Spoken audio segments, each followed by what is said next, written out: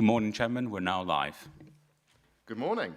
I would like to welcome everyone to the business of the Highways and Transport Scrutiny Committee meeting. My name is Councillor Thomas Sneath and I am the chairman of this committee.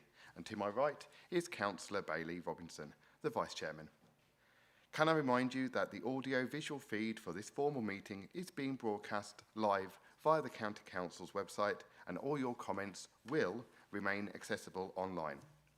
There is no fire drill planned for this morning, so in the event of the fire alarm sounding, please will you leave the chamber through the rear doors, exit the building through the reception and assemble in the front car park. Please have any mobiles, laptops and iPads on silent mode. The hearing loop is now activated. Requests to speak will be collected and announced by the Vice Chairman. I will try to ensure that everyone has the opportunity to ask questions and make contributions. I would appreciate contributions to be clear and concise and ask that you indicate early when you wish to speak. We will now start the formal agenda. Item 1, Andrew, do we have any apologies? We have one apology from Councillor Carl Edgusagorski. He's been replaced by Councillor James Beam for this meeting only. We've also received notification from Councillor Charlotte Vernon that she's just running a few minutes late, but will be here shortly. Thank you. Wonderful, thank you very much. Item 2 is declarations of members' interests. Do any members wish to declare any interests?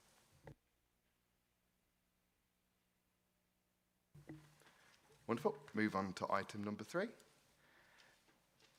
Minutes of the meeting held on the 8th of September 2025. This item is to approve and sign the minutes of the last meeting as correct record. Please turn to pages 5 to 16 of the agenda pack. Do we have a proposer? Councillor King? Oh, sorry. Can I raise a question on the minutes, please, Chairman? Please, go ahead. Yeah, it's on page 15 on the speed watch item. It does actually say that there was a response to a question. I think it's 1, 2, 3, 4, 5 bullet point down. It says response to question about speed enforcement.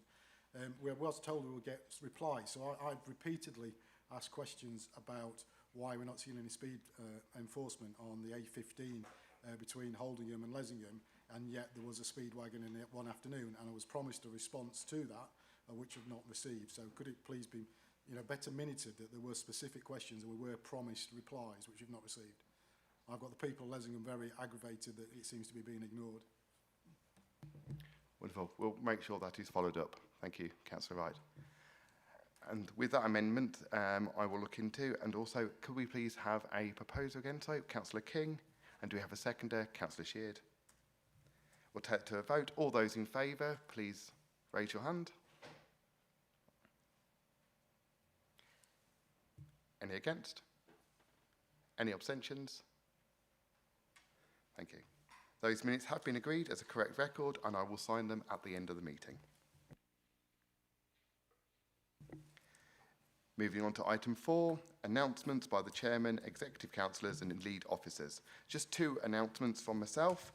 I'd like to say that on the 16th of October, we'd like to say thank you to Sam and his team at the Links Lab for their hospitality and giving us the opportunity to see how the materials and road core samples are tested, what technology is being used to impact our roads and the new innovations in road materials, and finally, highlighting the unique position we find ourselves in, being one of the last remaining counties to have a lab, which enables us to build on soup, which was a comment that came from Sam, which was, thank you very much, very interesting day for us all. On the 8th of December 2025 meeting, I have considered the large number and significance of the items on the draft agenda for December meeting, and I've consulted with lead officers and requested that the meeting is extended to a full day.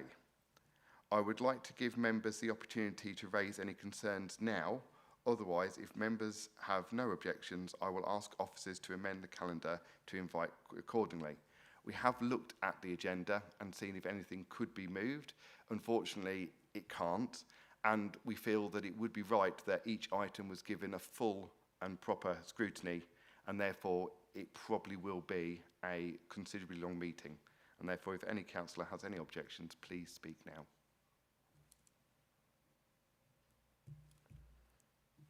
Wonderful. Thank you. And that concludes my announcements. Oh, sorry, Councillor Sheen. Just one, if I may. I've just received apologies from Paul Wimhurst. Thank you. Thank you. They will be noted. Do we have any announcements from the executive councillors? And finally, do we have any announcements by senior officers? No, Chairman, we don't.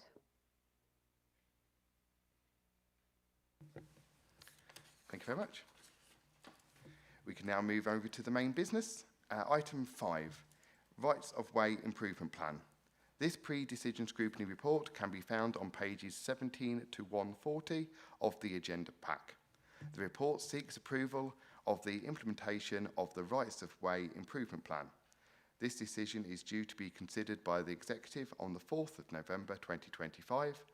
The views of the Scrutiny Committee will be reported to the Executive as part of consideration for this item. It is asked that the Committee consider the report presented and determines whether the Committee supports and recommends to the Executive as set out on page 19 of the report, and that the Committee agrees any additional comments to be passed to the Executive in relation to this item. The report will be presented by Andrew Fletcher, Public Rights of Way and Access Manager, and Chris Miller, Head of Environment, is also in attendance for the debate. Over to you. Thank you, Chairman. This report presents the draft Rights of Way Improvement Plan, which, as you have outlined, is being taken forward for adoption by the Council.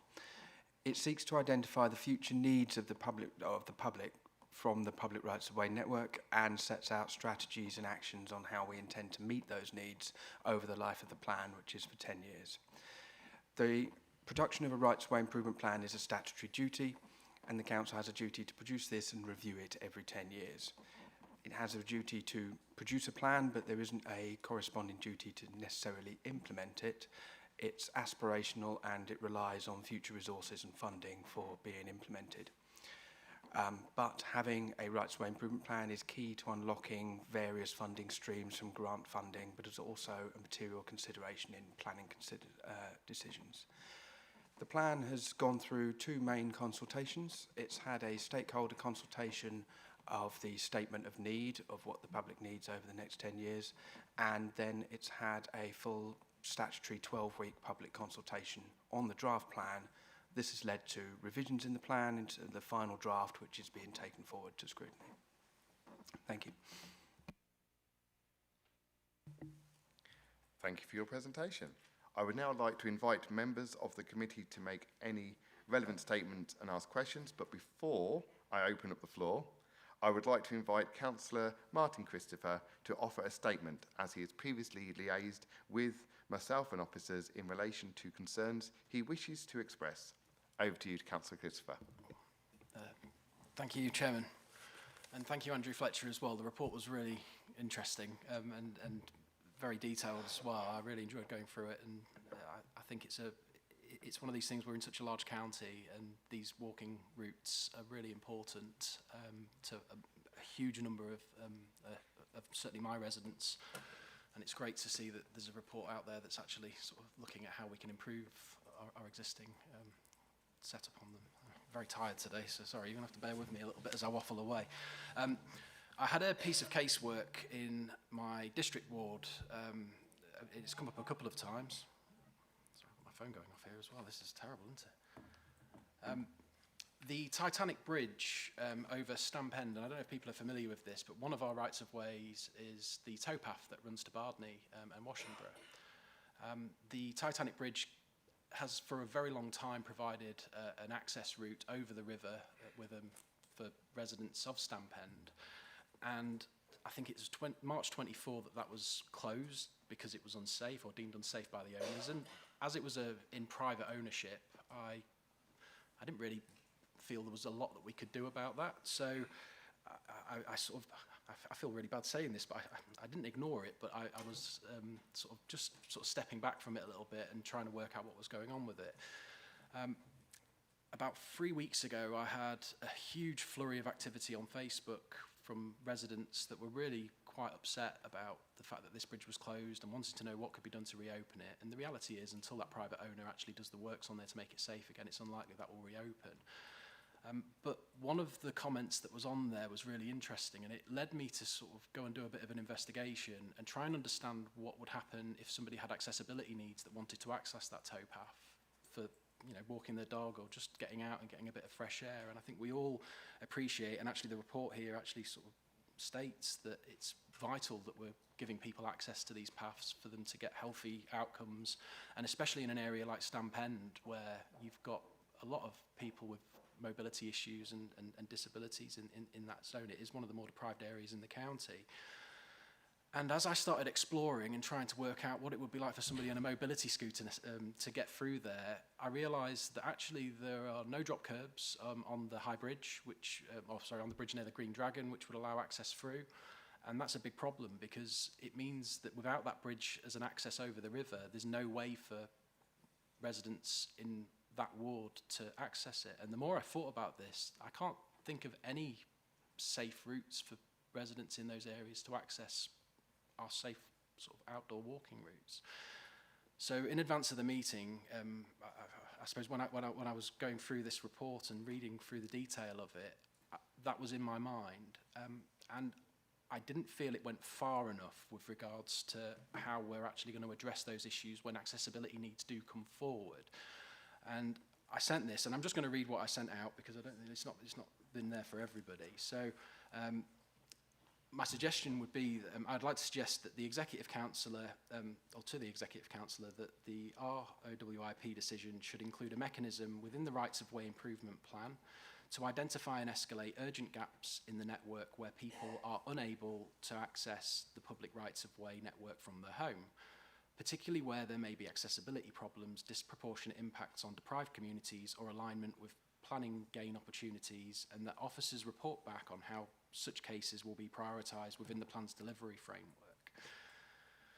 And I'm fully aware that actually, you know, there's a lot of cost for highways in suddenly just deciding to make that route perfectly safe and whatever else, and that's an unrealistic expectation with the current budgets, and that's certainly not what I'm asking for. But what I am very aware of, seeing as I sit on planning committee and have done for 4 years now at district in Lincoln, is the importance of being aware of what our needs are well ahead of an application coming forward, because at some point that area down there is going to be redeveloped. It is an area that has already sort of been earmarked for that. You've got those wonderful old engineering buildings there. They're going to make some beautiful flats for young families and individuals in the future.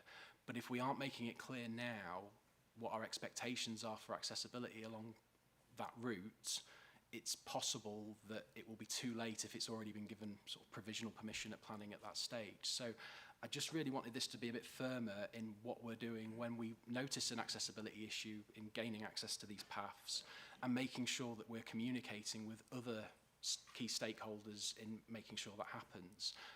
And as I say, I just didn't feel it was quite enough in here for that, but I have already spoken to Andrew about this briefly, and he's given me some really good guidance as well, so thank you for that.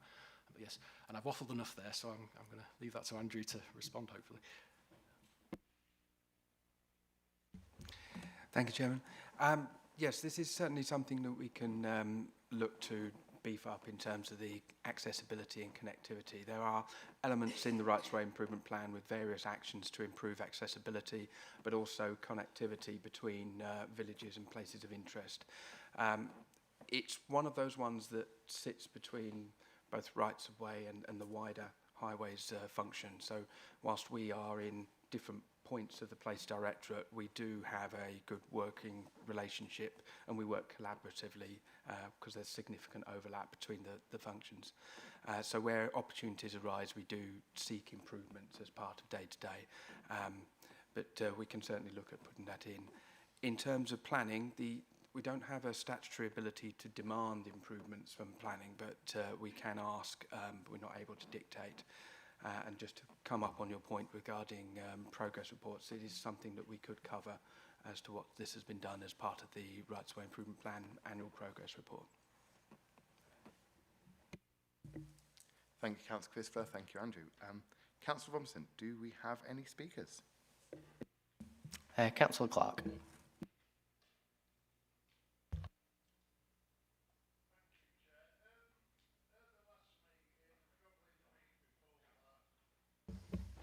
Yeah, at the last meeting and probably the meeting before that and the one before that, I brought up the lack of cycle paths in Lincoln. The report mentions local cycling. Last meeting there was a patrol round my division with an officer to look at the signs that are at the best misleading. Since that meeting, I haven't heard nothing back. So I suggest, you know, someone with still saw just goes around and cuts all the signs off, because they're so confusing, it's unbelievable to the people.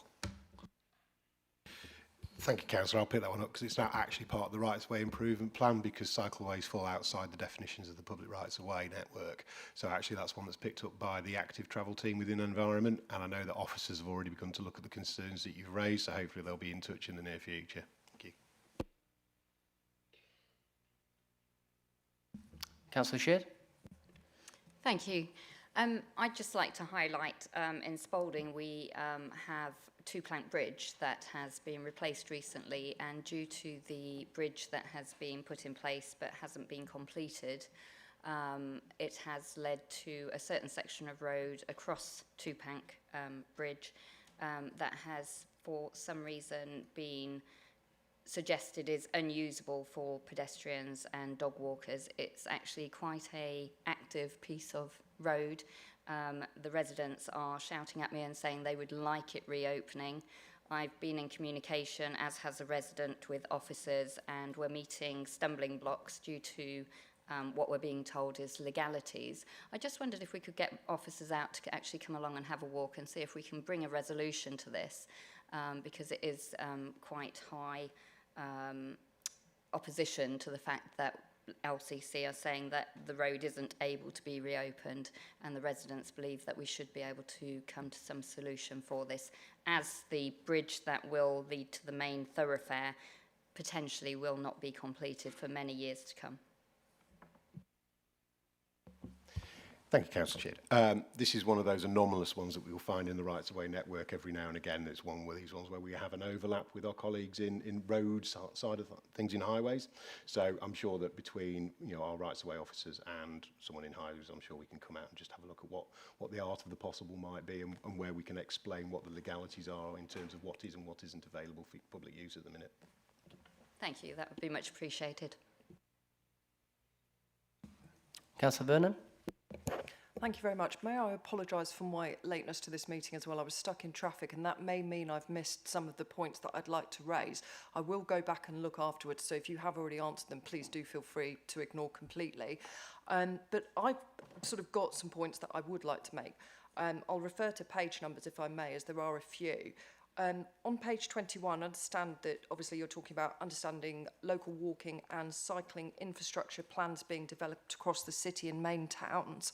Have we given consideration to linking major villages? There are a number of villages where a particular service, perhaps a school or shop, is widely used by local residents, and I think it would be beneficial to include villages in those schemes. I also note that the plan is aspirational, so there is perhaps room for that in future, but I would like to see sort of an emphasis on the rural side of things too. May I compliment the glossary of terms used? I sort of do know some of them, but it was really useful to have them there, and actually going through the report made it much more straightforward rather than having to go and check things. Other points, is perhaps not the place for this, but I would like to mention, I recognise there's currently an extremely long waiting time on DMMOs, and I note that that's also been raised by a member of the public in their response as well. How will this report affect that, and are we anticipating further applications, or are there methods in place to subsequently deal with the number that we currently have to try and move that forward? I also note as well that sort of style access continues to be an issue, and wondered if there was a plan afoot to sort of rectify those more immediately so that we can ensure greater access for all to these routes. And then also, just moving on slightly in the report, I was particularly astounded by the fact that in every single district in Lincolnshire, they have more visitors by a method other than by car, and wondered sort of what we were looking at and whether we have a further breakdown of whether they're coming via train or bike or what really, because I'm absolutely fascinated that that's the case in every district. Although I would agree with your comments that the low take-up of cycling is probably down to the lack of facilities and straight routes. And then sort of finally, I know it may seem a bit bizarre, but I noticed on page 58 that you mention about parking being quite key to access walking routes. And I think that I would absolutely agree that that needs to be emphasised. I live locally. If there's a lay-by full where I go for a lot of walks, I just move on to the next lay-by. But many people won't do that. And we do need to consider the fact that sort of moving additional people into that may cause a hazard on the highway. So yeah, but my final point, if I may, was just about the number of motorbike users commenting, which I felt was quite a lot. And I was interested that this user group had responded in a sort of really positive way by giving their comments, albeit not all of them being particularly complimentary. Are you able to give any more information on that? Because there does seem a large number of users who've commented. Thank you, and apologies again if they've been answered. Thank you. Thank you, Councillor Vernon. I'll pick up a couple of those, and I think Andrew will be able to provide a bit more detail on perhaps the latter few. Firstly, with regarding the LCWIPs, the Local Cycling Walking Infrastructure Plans, they fall within the active travel remit, so as I was explaining to Councillor Clark, slightly out of sync with the Rights of Way network, but nonetheless, they work together, so we do try and deal with them as a whole rather than two separate pieces. I think with the rural network, it's a much more difficult piece than it is for the towns, where it falls in part of like the transport planning side of things, where we can build in cycle infrastructure alongside road improvements, junction improvements, so on. In the rural network, it's a little bit more difficult, and the lack of an LCWIP for the wider rural network is probably on the back of that kind of issue. What we'll do within the active travel team is look to see if there are individual improvements within specific areas. I know we've discussed other parishes in the past perhaps where a route to an amenity would be really handy, and then we would be working with our colleagues in the roads management side of things to see what we can do in terms of the budgets available to be able to deliver against those, and quite often again potentially developer-led if there's going to be a new set of housing. With regard to the size of the caseload of definitive map modification orders, we've noticed that the numbers being applied for have slowed down. Which is probably symptomatic of there's only a finite amount of documentary evidence to go through, and it's possible that the individual who has submitted a vast number of these has probably run its course. Perhaps there might be a few more to trickle in. That does leave us with an issue to resolve in terms of the size of the workload and the resources that we can put towards that. Andrew and his team have been looking at that over the last few months and working with the Definitive Map and Statement Subcommittee to Planning and Regulation, which Councillor King is a member of, and working with Councillor King in looking at how we reprioritise certain cases, because there will be some where there may be more demand-led need for people in local locations rather than it just being a documentary route on a map that nobody's looked at for 200 years. So that report will be coming back to this committee in due course once that policy is revised. We have an existing prioritisation policy, but with the sheer numbers we have now, we're going to have to look at reviewing that. So that is going forward. Style access, absolutely something we've been doing for many years now, is looking at where we can, where we have agreement with landowners with regards to legitimate styles in the countryside. We've been looking to replace those with more accessible function, and gap gate style being the hierarchy. And we don't authorise new styles unless there's a very, very good reason to do so, which there very rarely is. So it's always, we always look to accessibility, and in comment to Councillor Christopher's point, that's very much where we've been for the last sort of 20 odd years of trying to manage the network, is trying to open it up for as many people as we possibly can. I'll just pick up quickly on the parking bit before I pass over to Andrew as well. That's, you're quite right, it can become a problem if certain areas become honeypots.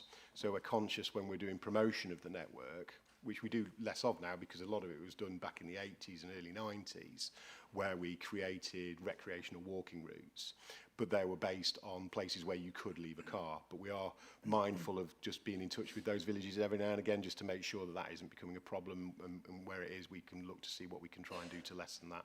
Maybe a negotiation with a local public house to use their car park, things like that. Okay, I'll pass over to Andrew for the remaining questions. Thank you, Chair.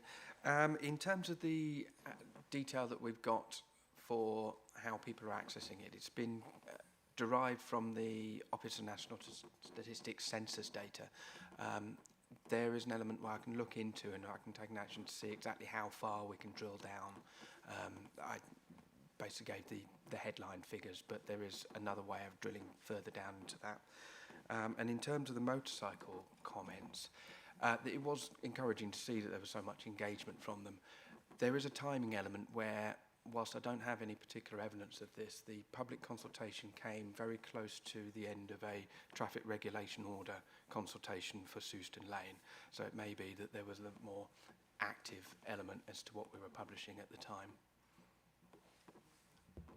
Chairman, if I just may come back, I think it would be ever so useful, not just for this scrutiny panel, but actually across the whole council, to try and understand the methods of transport that people are using to get to the districts in future planning in so many different areas. So I'd really appreciate that. Thank you. Thank you. Do we have any more speakers? In which case, thank you for your questions and comments. This now concludes the discussion of this item.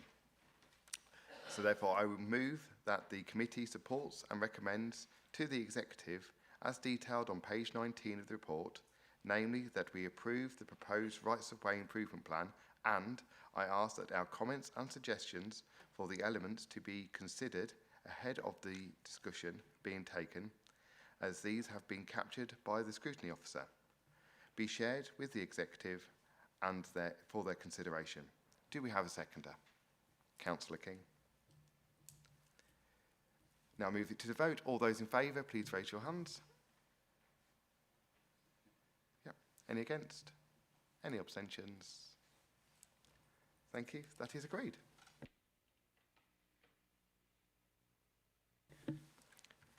Moving over to agenda item number 6. This is a street works permit scheme fee increase. This pre-decision scrutiny report can be found on page 141 to 166 of the agenda pack. This report seeks to approve for the increase of permit scheme fee charges. This decision is due to be considered by the Executive Councillor for Highways and Transport between the 27th and the 31st of October 2025. The views of the Scrutiny Committee will be reported to the Executive Councillor as part of their consideration of the item.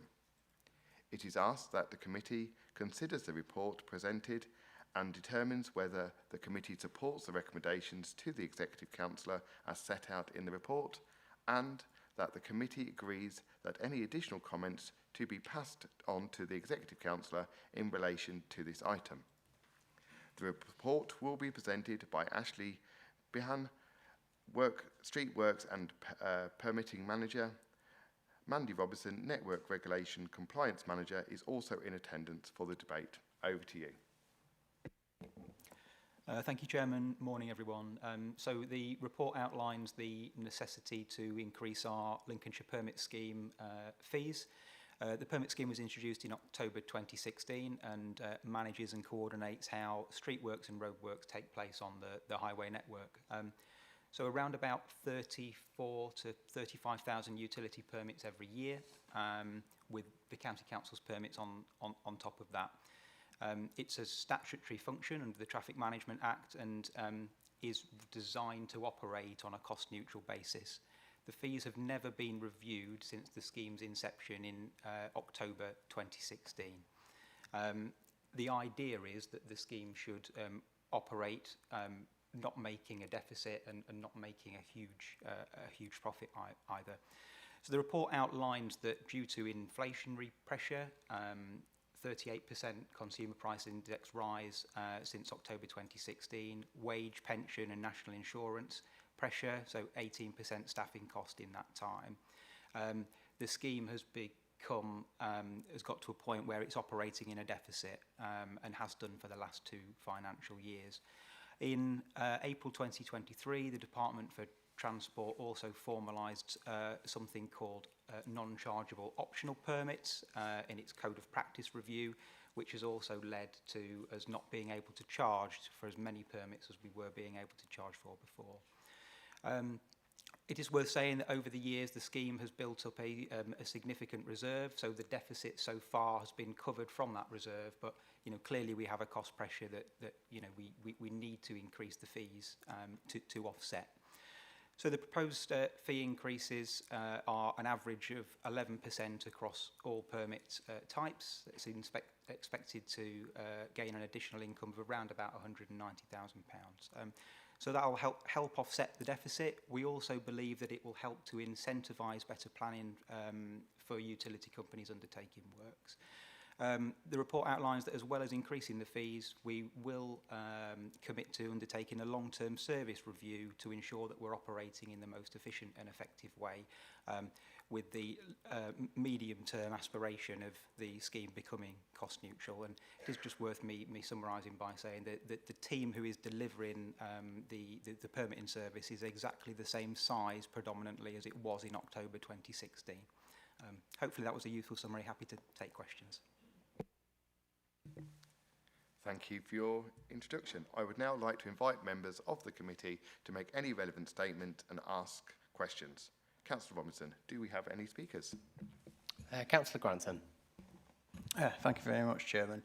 Yeah, on page 149, obviously, you've just indicated the increase of 11%, but it also states that we'll be operating still at loss.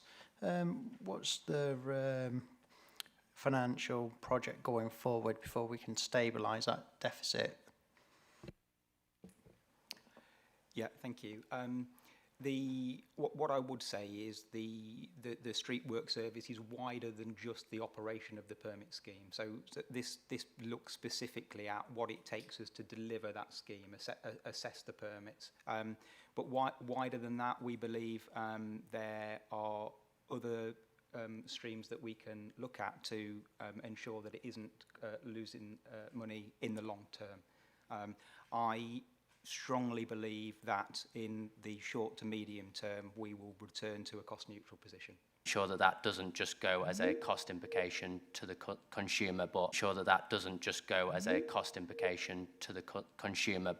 a benefit to the highway as well. Thank you. One of the fundamental purposes of a permit scheme is to reduce disruption, expedite the duration that both utility companies and ourselves as a highway authority are undertaking on the network. It's one of its 7 key principles. There is a lot of work that goes into ensuring that happens, whether that is challenging durations of permits from the outset, which we do a significant amount of. The increase in fees and the incentivisation, the increases are different percentages across the different permit types. So, for example, immediate activities, the urgent ones that don't have prior notification, are the highest percentage of increase. And really, those are the ones that cause a lot of immediate disruption. So what we hope is this will encourage better planning. If utility companies can plan more works, then they will receive a cost reduction benefit by applying for a minor or a standard permit, which will have not gone up as much. So lots of work that goes on, and confident that we're all working in the right direction to reduce that disruption. Thanks. Brilliant. Thank you very much. Councillor Grantham. Yeah, thank you very much, Mr. Chairman. Yeah, on page 44, obviously there was a legislative change in 2023. I presume if you could tell me what permits we can't change due to that legislation, I presume that's had quite an impact looking at your financial year from 2023 when it was at 1.9 and now to 1.4. I presume that legislative change impacted that. And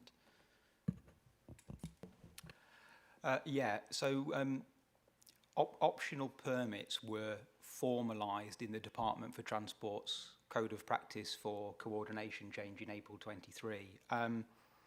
It's not really a legislative change that should have made a difference, because in legislation what it set out always existed. I think the change was that it actually put in a clear code of practice what type of permits didn't need to be charged for. So those are non-excavation permits, where previously when we were reviewing our permit drafts and invoicing, that was part of the income. So yeah, as you can see from the report, that has had a big impact. I think when we when we looked at this, it had a bigger impact than we anticipated it might have done. So yeah, it certainly has had an impact, and yeah, hopefully this will offset that.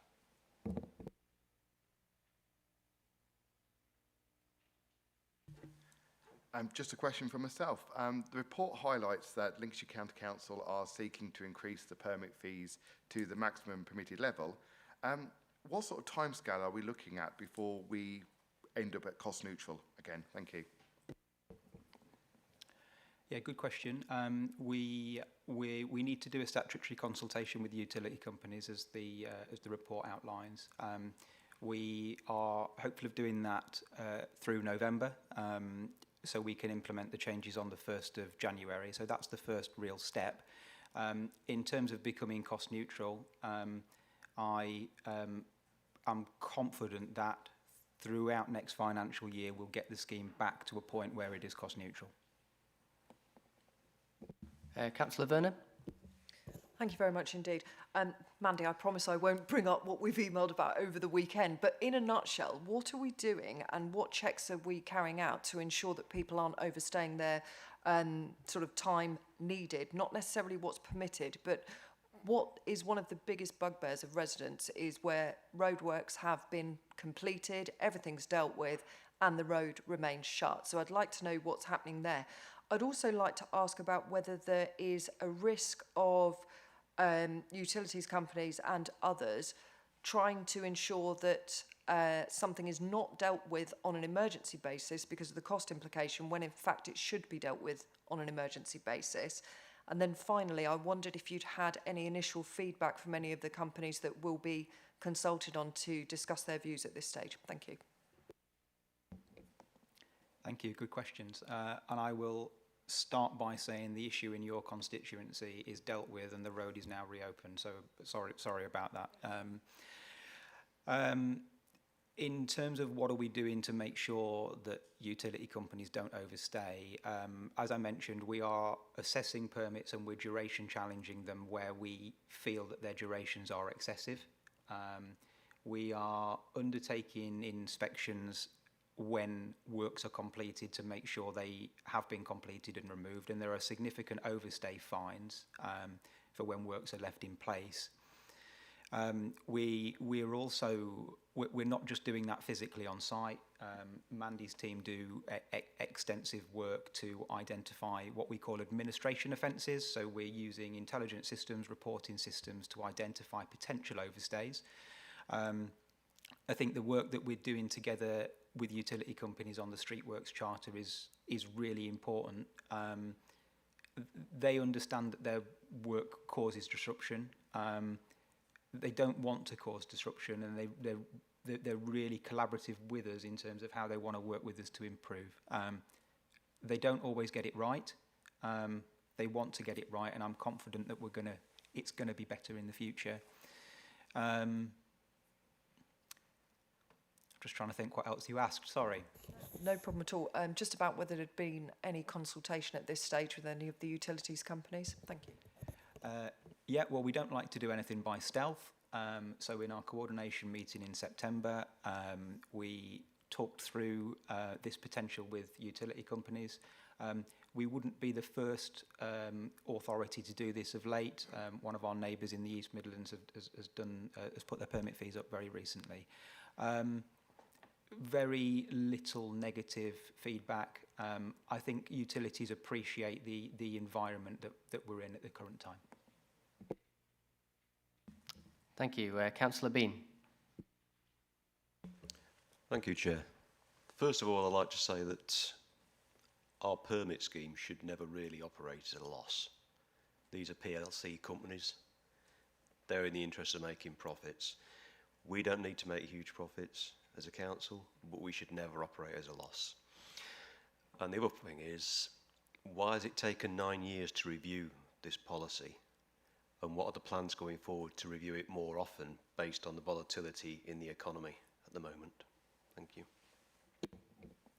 Yeah, good question. I think it's worth saying, and I have touched on this.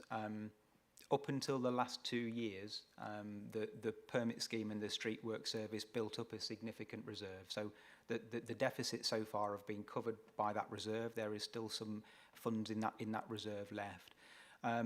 In terms of its review, unless the fees need to be reviewed, permit schemes are created and they're not regularly reviewed in terms of any changes, because they're a statutory function.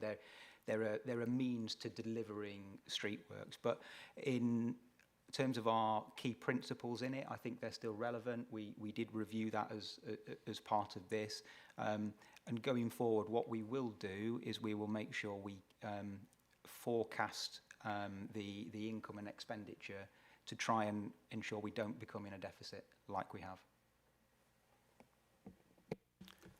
Thank you. So there's an intention in the future to link this to inflation?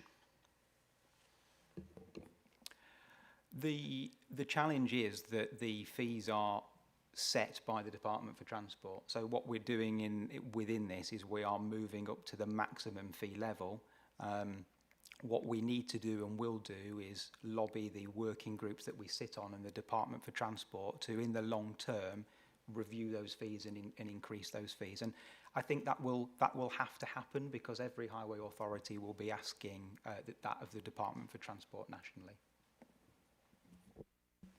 Thank you, Mr. Chair. Thank you. Councillor Christopher. Thank you, Ashley. It seems like a measured and reasonable step, just to make sure that we're breaking even on these things. I think quite a lot of this work that the council do, we have to break even.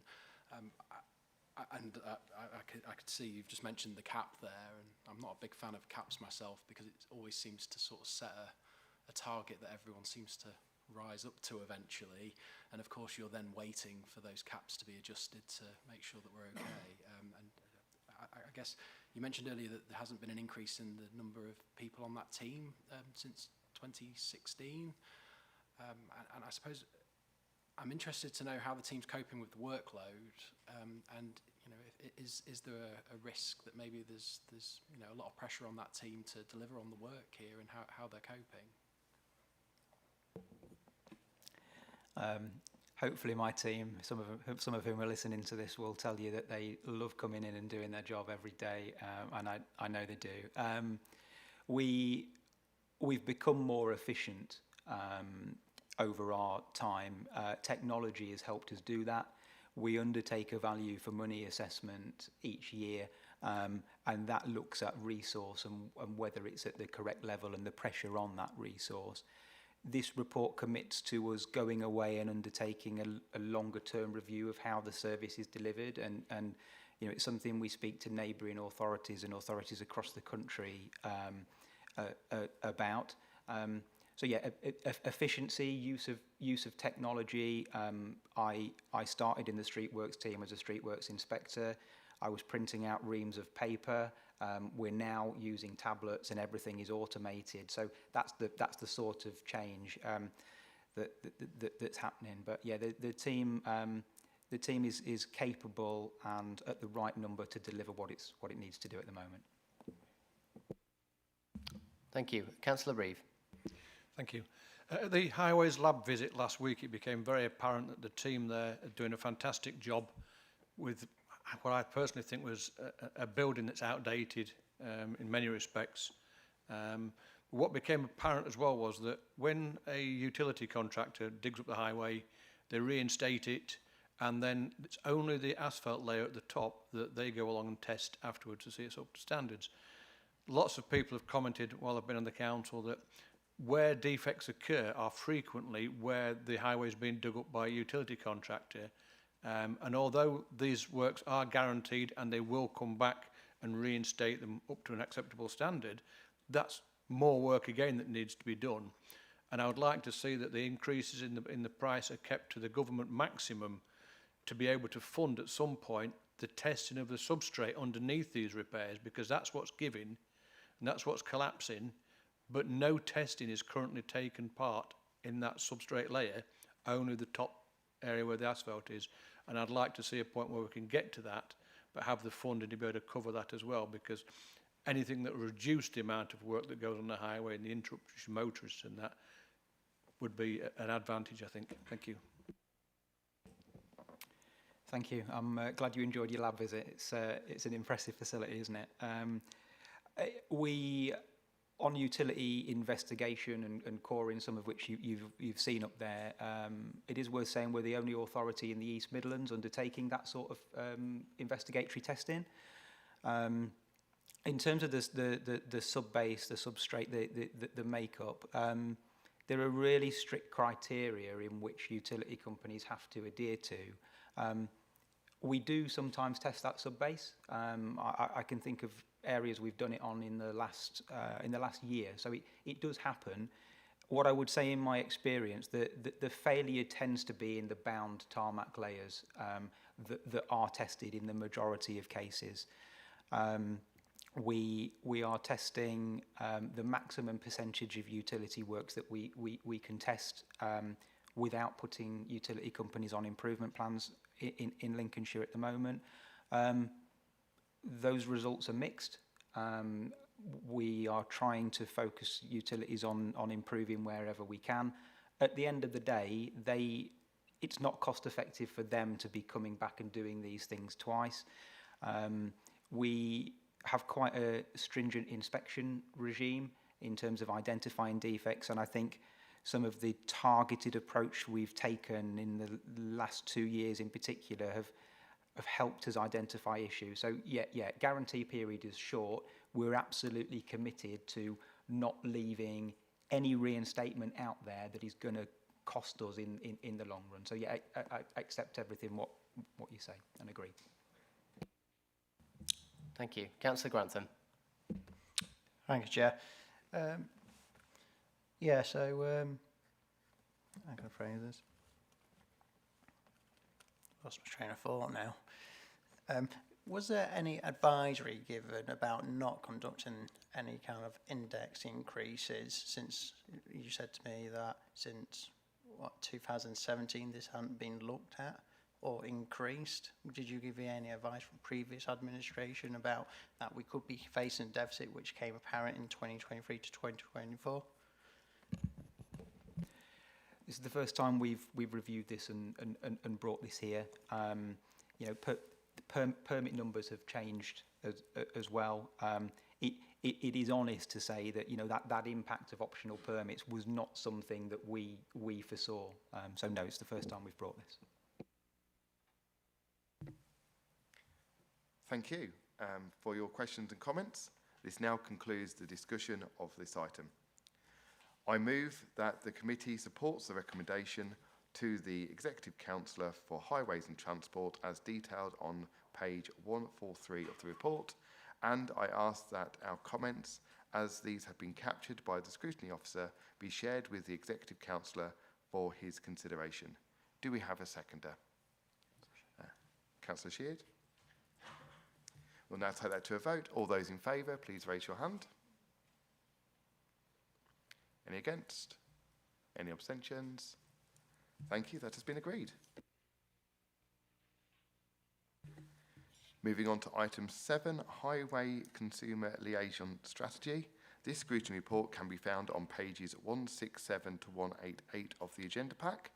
The report provides the committee with an outline of the new strategy detailing how the highway services will engage with members of the public and other stakeholders and maintain transparent and inclusive communication.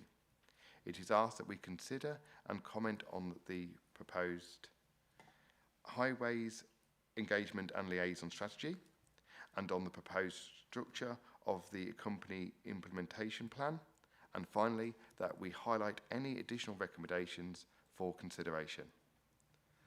The report will be presented by Ellen Kelman, Highways Liaison Manager, and Jonathan Evans, Head of Highways Clients, is also present for the debate. Over to you. Thank you. Thank you, Chairman, and good morning, councillors. Today we're bringing a new iteration of the Highways Engagement and Liaison Strategy, which covers 2025 to 2029. Just some key points I just wanted to make. We often discuss at the Scrutiny Committee about the public perception and the way we communicate as a highway service is something that's really important to us, and it's an area that we think we can improve. When we have discussed here at the past, we view ourselves as officers doing a relatively good job in terms of a highway service delivery. When we peer review ourselves against other authorities, we deem that Lincolnshire County Council is in a relatively good place, and we benchmark on that basis as well. A lot of what we talk about within the document and the strategy is subject to funding and budget. So whilst we may be doing a great job in terms of some of those efficiencies and the way we're delivering a service, we can always do better, and potentially budget will be a part of that. But something we've noticed in the past is that our public aren't perceiving that we're doing as good a service as potentially we think we are as officers. So that's something that we want to improve over this next strategy cycle, and Ellen's going to run through the new document and some of the initiatives that we're coming forward with. Great. Thank you, Jonathan. Good morning, everybody. As Jonathan said, I'll be explaining a little bit more about why we've updated this strategy, its core purpose, and how we intend to deliver it. So as Jonathan said, we've got a current strategy in place we thought it was pertinent to update with the new administration. This will span over 2025 to 2029. The hopes is that this will be live, this will be iterated as new things come to play, so we can maintain its relevancy and ensure it has the most impact. So since the publication of the previous strategy, public expectations and service delivery challenges have continued to diversify, and we've continued to be constrained by our budget. So the updated Highways Engagement and Liaison Strategy reflects our ongoing commitment to improve the way we engage and listen to the people of Lincolnshire.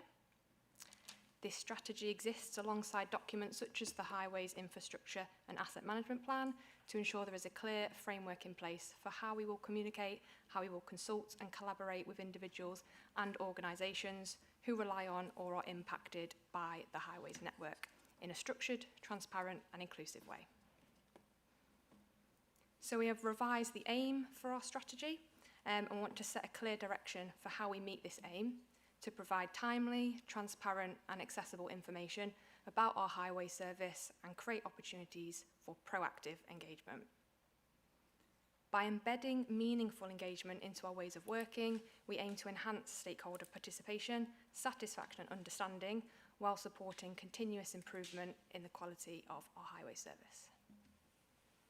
So within this new document, we have outlined 5 key objectives. So objective 1, provide comprehensive service information and resources to improve stakeholder awareness of their availability, to drive interaction and self-service channels. Objective 2, increase the volume of stakeholder feedback on the highway service. 3, continue to develop and promote the Fix My Street platform. 4, deliver targeted stakeholder engagement and communications activity to foster meaningful stakeholder interaction. And finally, number 5, is to increase the transparency of our service outcomes through publication of an annual engagement impact report. So as has been mentioned, on page 187 to 188 of the reports pack, we have included a draft outline of our implementation plan. So within each of our objectives, we have outlined indicative actions that we'll go into more detail on following approval of this strategy, and these will be detailed in the implementation plan. So we recognise that strategy alone is not enough, and we want to ensure that the effective delivery is outlined in a detailed implementation plan. We want to make sure we've got specific actions, responsibilities, dates to keep ourselves accountable and really show what we want to do and how we're going to achieve it. So it's not just words. Our aim for this plan, again, is to be a live document that will update in response to changing service and stakeholder needs to ensure it remains relevant and to help achieve the greatest impact. So early this year, myself, Jonathan and Tom attended the Lincolnshire Association of Local Councils conference, and we had the opportunity to engage with a variety of parishes. And this, alongside engagement at the Lincolnshire Show, made it evident, as has been covered today, that although we're improving as a service, that might not be reflected in the public perception. And I think there's a real opportunity for us to improve that through our targeted engagement and communications strategy. So increasing liaison with town and parishes as well as district and city councils, to strengthen relationships with local representatives and improve local dissemination of information, will be a key focus of our action plan. And aligned to this ambition, we plan to create a calendar of engagement linked to major projects and seasonal activity. And we want that to give an overview of what's going to be going on throughout the year to, again, increase that transparency. To give you an indication of a couple of other key actions that we hope to focus on within this plan, we want to audit the availability and quality and consistency of highways information, identify any gaps and make improvements. Within the plan, we'll assign dates to this. So, for example, this action, we want that to be done by March 26, because having an audit of what we have will help us create the rest of the plan. Developing and implementing an automated satisfaction survey in Fix My Street on post-work completion will be another way that we can collate more feedback from our customers and help us make sure we are meeting their needs. So we currently have the NHT survey that goes out to about 900 people, but we interact with over 40,000 people a year through Fix My Street. So there's a real opportunity to collate much more information and really see how our customers feel and how we're responding to the faults that they give us. And finally, as I mentioned, publishing an engagement impact report, including data on our engagement activity, will be something that we want to begin doing annually, so we can really prove to yourselves and the public the impact of what we were doing. So again, it's not just empty words, we're showing how we are committed to achieving these aims.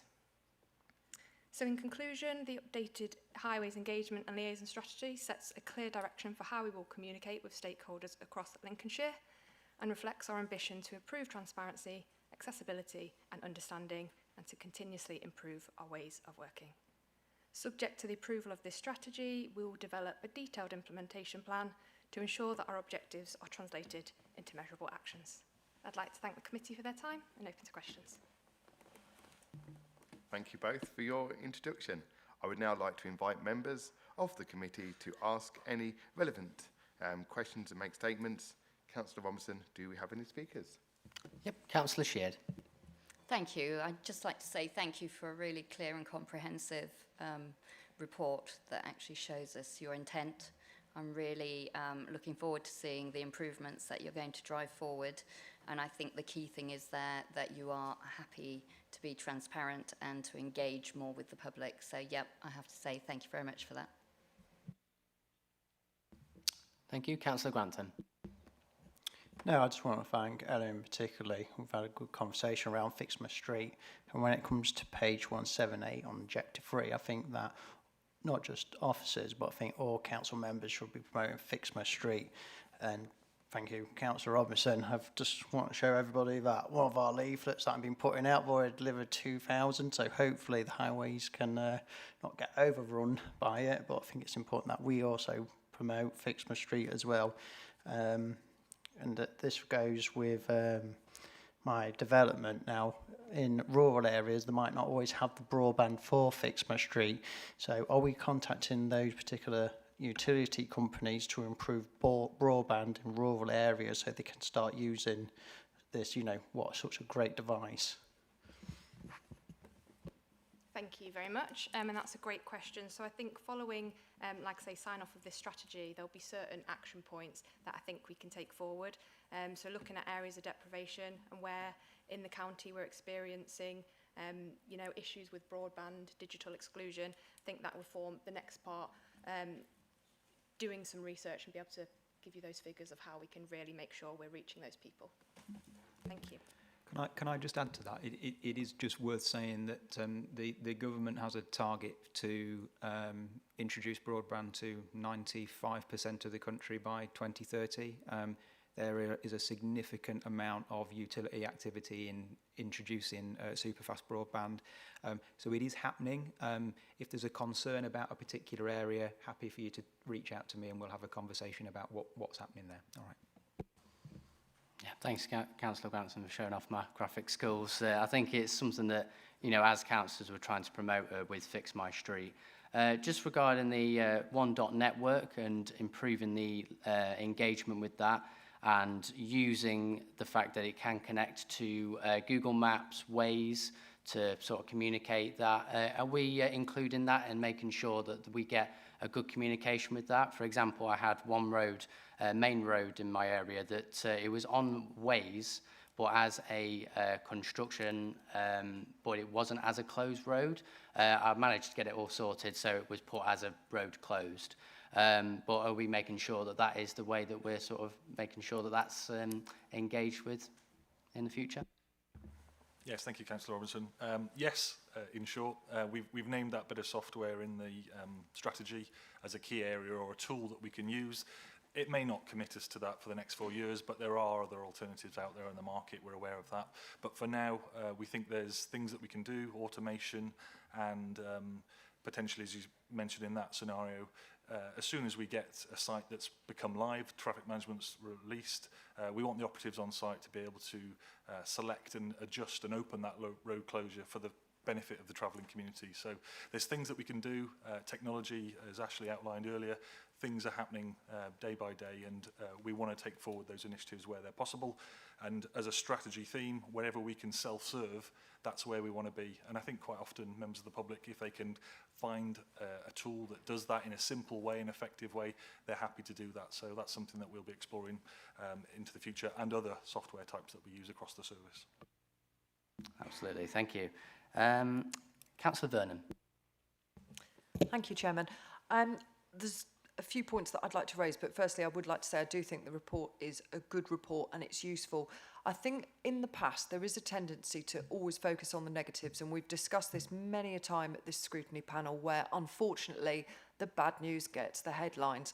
A real sort of example where that is not the case is with the winter gritting service, where the sort of positivity surrounding the named gritters and the positivity surrounding the education of what actually gritters do has been remarkable. And I know that from social media, the engagement was super. I am conscious of what Councillor Grantham said about not everybody having access to the internet. I accept that, but I think more and more people are, and those who are reporting items on Fix My Street will probably have access to the internet, or they wouldn't be able to use it full stop. With that, what I would like to say is I would like to see more direct promotion of Fix My Street through other council means. I did a quick search on social media last night, and I can't see the last time that Fix My Street had its own social media post, which I think is massively useful. It's certainly something that I've mentioned at parish councils for years, that sort of Fix My Street, and it's always gone down very well, and those who use it generally are happy with it if the information is correct. And conscious that we've got a full Fix My Street agenda item coming up, I'm not going to dwell on that too much. I do think that One Network is possibly the council's best kept secret. I don't think anybody knows about it at all unless they're specifically told about it. It is massively beneficial, and the parish councils that I've got are actually utilising it themselves to put together updates for members of their parishes and whatnot, which is really useful. I'm really pleased to hear that you're getting out and about, and I think the calendar of engagements is a brilliant idea, but I really, really would encourage you to push the good news stories. I know, as I say, that sort of there is a lot of negativity around potholes and sort of condition of roads, but we do have a lot of good news stories as well, so I'd really like to see that focused on more. Thank you. Thank you very much for that, Councillor Vernon. I completely agree. I'm going out to engagement this year, speaking about Fix My Street. Multiple members of the public have come up to me and said how amazing it is, how happy they are. But you are right, that's not something we communicate at the moment. So we have already begun a piece of work with our corporate comms team and our Balfour BT colleagues to start pushing out more positive comms on social media. And I think we can certainly tie in Fix My Street into that to raise awareness and share the good news stories. And again, that's something that I hope we will be doing in our annual report, is sharing those real positive impacts of we did this engagement and here's our improvement, so we can raise that awareness and show that actually a lot of good work is going on. Thank you. Thank There you. is, sorry, may I just come back really quickly? Sort of just on the separate side of it regarding communication though, there is no reason at all why you couldn't include Fix My Street on any council communication that goes out, and I think that would be a massive benefit and perhaps attract those who are not necessarily emailing in about a Fix My Street matter to then improve awareness and sort of obviously get that going too. Thank you. Thank you. Yes, that is a really good point and something we have thought about. Can we put it in our email signatures. When we do a social media post, can there be a standing line with a link to Fix My Street? So I think that's great and definitely is one of our ambitions. So I will make sure that that's on our agenda. Thank you. Absolutely. Councillor Wright. Thank you, and thank you for the, we all say thank you for the report, don't we? But the only problem with reports is the strategies, the public don't read them, so we have to. 2 items, Fix My Street will come up with me again. We did push massively, and it was great, you know, the engagement we got, and we still do. And if you're quite sort of tough with your residents when they want you to do something about a pothole and you ask them what the Fix My Street reference number is, they soon learn to use it. Problem we've got, just if I can mention it, it talks about the improvement plan on that. We've got bugs in there that we've been talking about for the last couple of years, and they're still there. And if, you know, we can't expect the public to engage with the strategy, but if we sell them a tool and tell them it's a great tool, it has to be a great tool.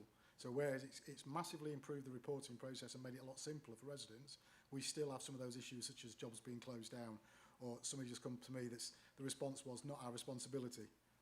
You know, that's not a great response to put out to somebody when they're looking for assistance. So I think we've still got some work to do. But what I'd like to take up on is the targeted stakeholder engagement. I mean, every plan that we have should be an improvement. Now, I was sad to see that after May, the transport boards were cancelled. So we had a very good system previously of engaging around district sort of areas. Elected members were there with officers, with the portfolio holder, and it was a very good system of real lifetime reporting, of feeding in, of assisting, of feeding back to each other what was happening, and without any kind of announcement they were cancelled. So we seem to be wanting to put something in place when we already had something. So is it an improvement? But one of the reasons, or the only reason we could find when we inquired as to why those transport boards had been cancelled was one of them that it took up calendar time.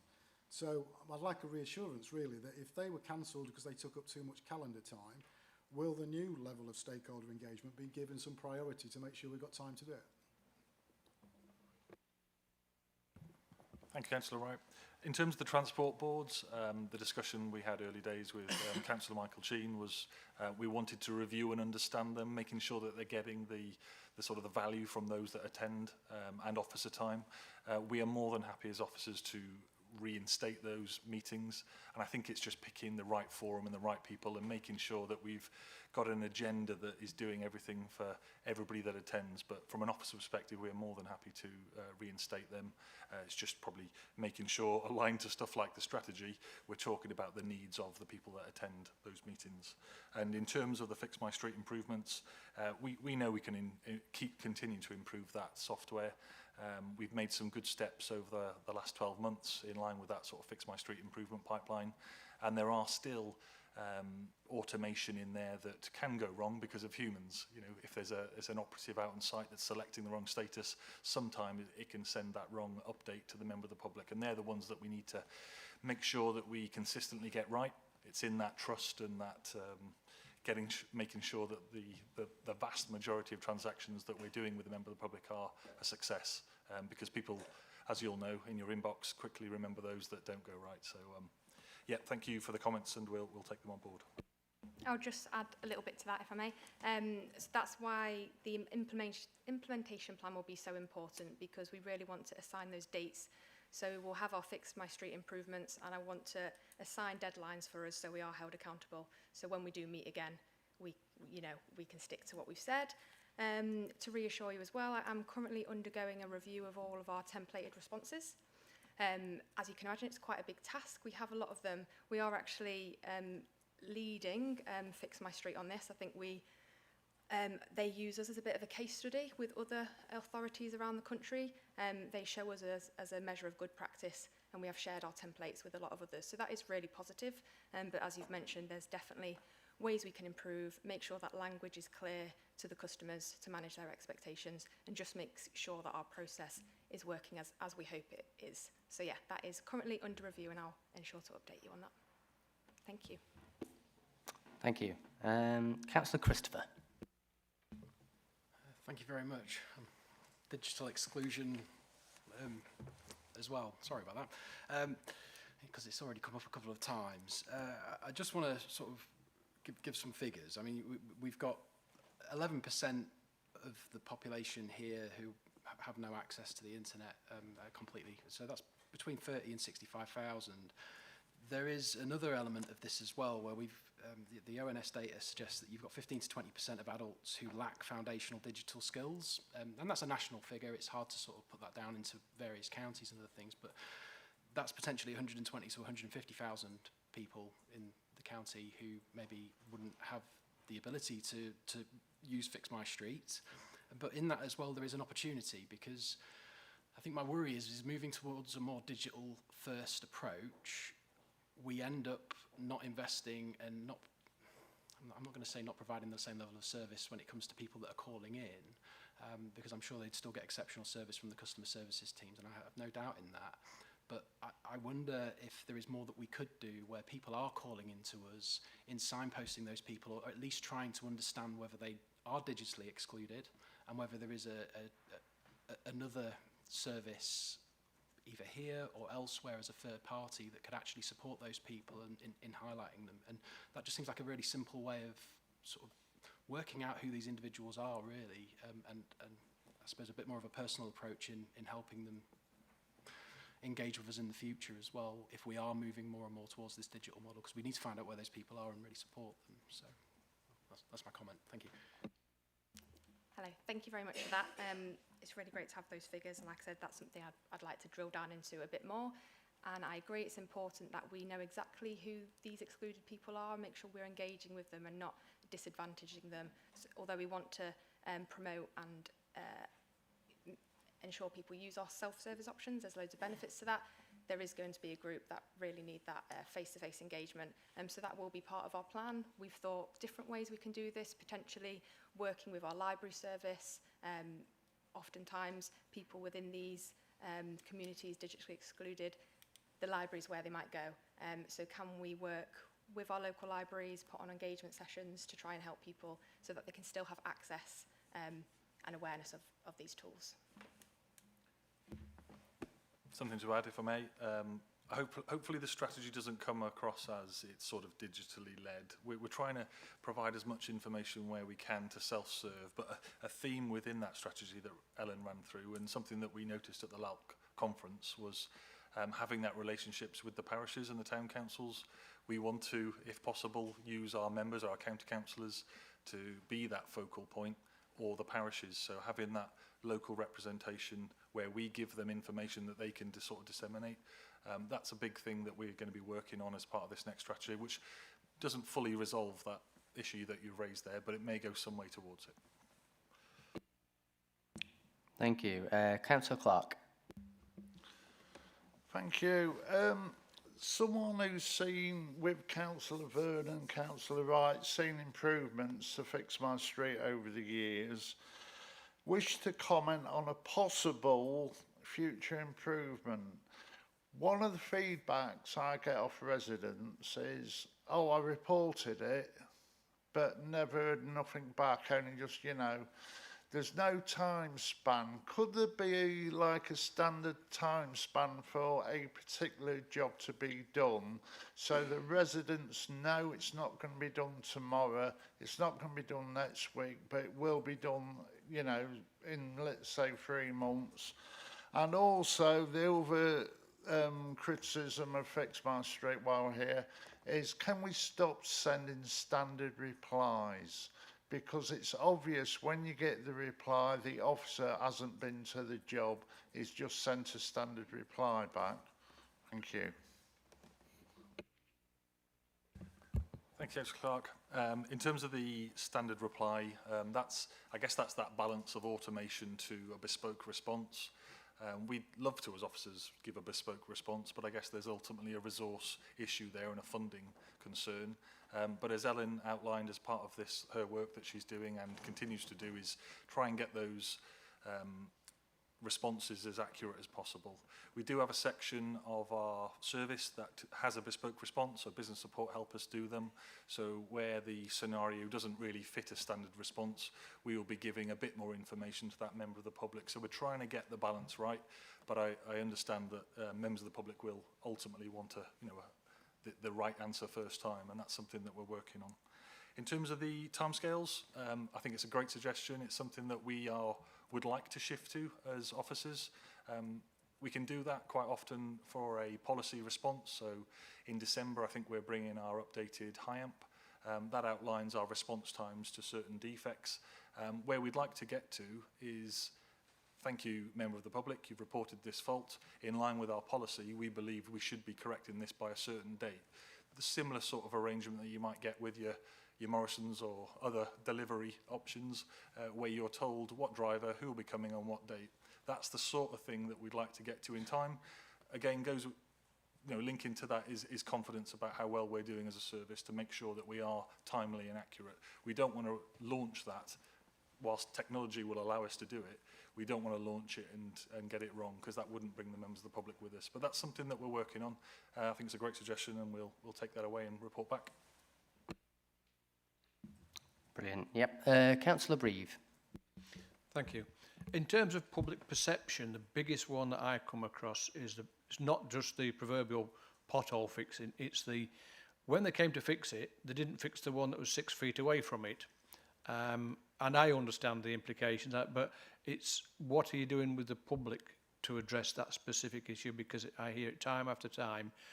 But not only with the public, are you doing any more work with the contractor to say, look, just have a bit better look round, and even if it's below the 40mm, do it, put the invoice in, get paid for it, because it is an ongoing issue, and the public, it's one of those aspects I think that the public seem to think the Highways Department are failing on, when it doesn't quite meet their criteria or whatever.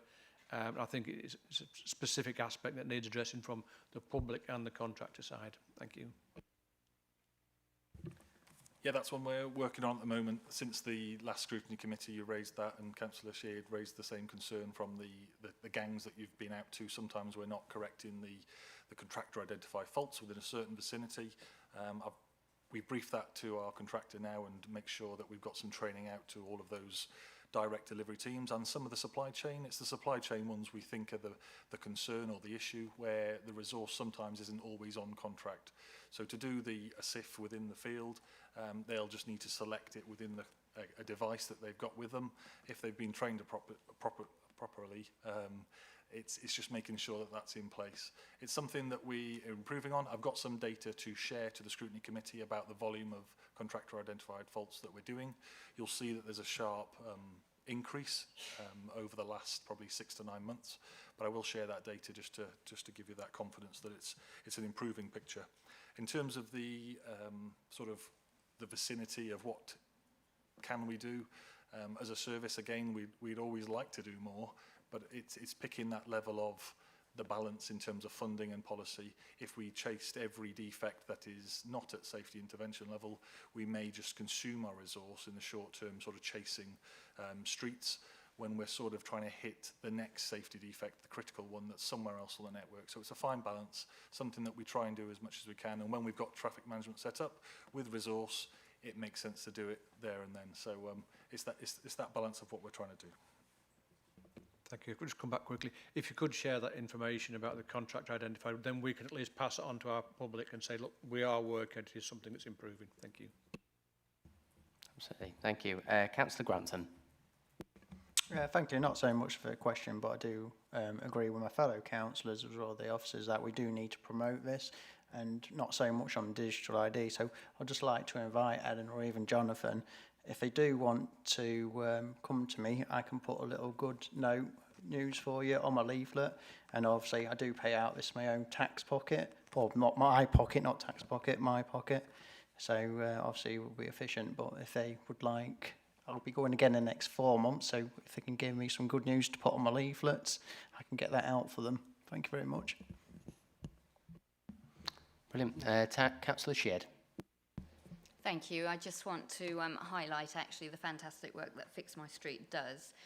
Recently during the recent storm that we had, a resident of mine contacted me quite late at night. A tree had fallen into her property, an elderly lady on her own. It had frightened her.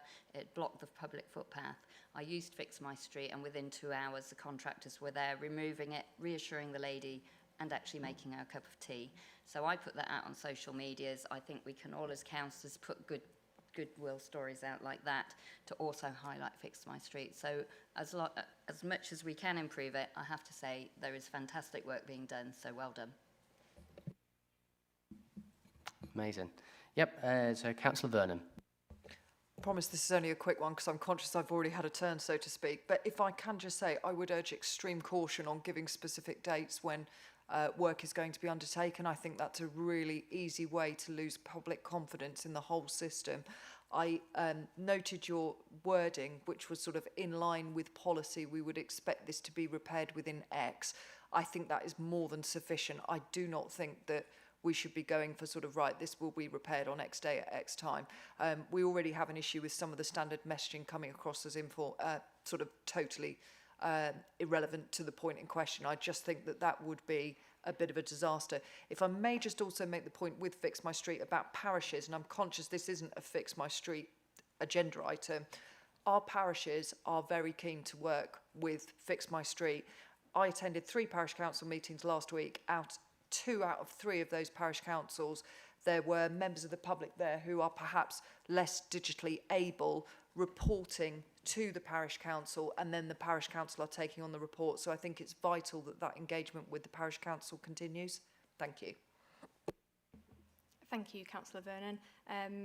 To your first point about the timescales, completely agree. That's why we haven't gone live with that yet, because you are right, it's very, very important that we get our messaging right there. If we can give an indication of, you know, quarters, or this will be done within this period, to keep people informed. We're always happier if we have a bit more information, we feel like we're being heard, and we've got something to look at. But yeah, so we will work on that and make sure we strike that balance correctly. And then the engagement with the parishes, yes, again, I think that's going to be very important, a very important part of this implementation plan. One thing that we are hoping to look at, and I think it was mentioned before at this committee, is using super users for Fix My Street. So I think Oxfordshire County Council have had really great outcomes. So for example, we could make some of our parish representatives a super user, work with them, give them a certain level of training to give them the confidence, and then their reports would come to us. It'd be very clear that they're from our super user. We know that they are going to give in a good quality report and know what they're doing, and it will just help us ensure we're prioritising and using our resources efficiently. I think that's a brilliant idea, actually. So, yeah, I'd look forward to that being implemented. Thank you. Thank you. Just a few statements from myself. I think Councillor Grantham and Councillor Verne have highlighted how amazing Fix My Street can be. I think the implementation of the survey after the works have been complete would be very good, so then at least you get some honest feedback, because once people have put it on Fix My Street, they generally leave and forget about it and just wait for it to be done. The One Network, again, Councillor Verne makes a very good highlight that we aren't promoting that at all as much as Fix My Street, and therefore that would be a very useful resource for the public to be able to use. Councillor Wright, a very, very good point. I've been asked by a member of public, likewise, they've put something on Fix My Street, and the reply back was, that's not us. So I carried it out myself, and the response was, yes, that's not our responsibility, please contact Anglian Water. If a public has gone as far as Fix My Street and reported it, why can't we as a council just pass on the photo, the description and everything to Anglian Water on their behalf? If they knew how to contact Anglian Water, they probably would have done it in the first place. So therefore it is something that it's not our responsibility, but let's assist members of the public by just passing it over, if it is just a case of an email. And again, overestimate on jobs is always better than underestimating. You can only then be so happy that something was done within a week when we said our policy is to do it within a month. But again, thank you all for your questions and comments. This now concludes the discussion of this item. And I move that the committee endorses the report and proposed highways engagement and liaison strategy, as well as proposed structure of the accompanying implementation plan. I ask that our satisfaction be recorded in relation to assurances received by officers, and I ask that our comments and suggestions from today's discussion be cascaded across relevant teams and shared with the portfolio holder for their information and relevant actioning. Does anyone dissent? If so, please raise your hands. Thank you. That is agreed. I'm conscious of time, and we've been here a little while, and we do have two quite big reports coming ahead. I therefore suggest that we may take a 10-minute comfort break. The time is 11:25. Could I please ask everybody just to be back in about 10 minutes' time? Thank you very much.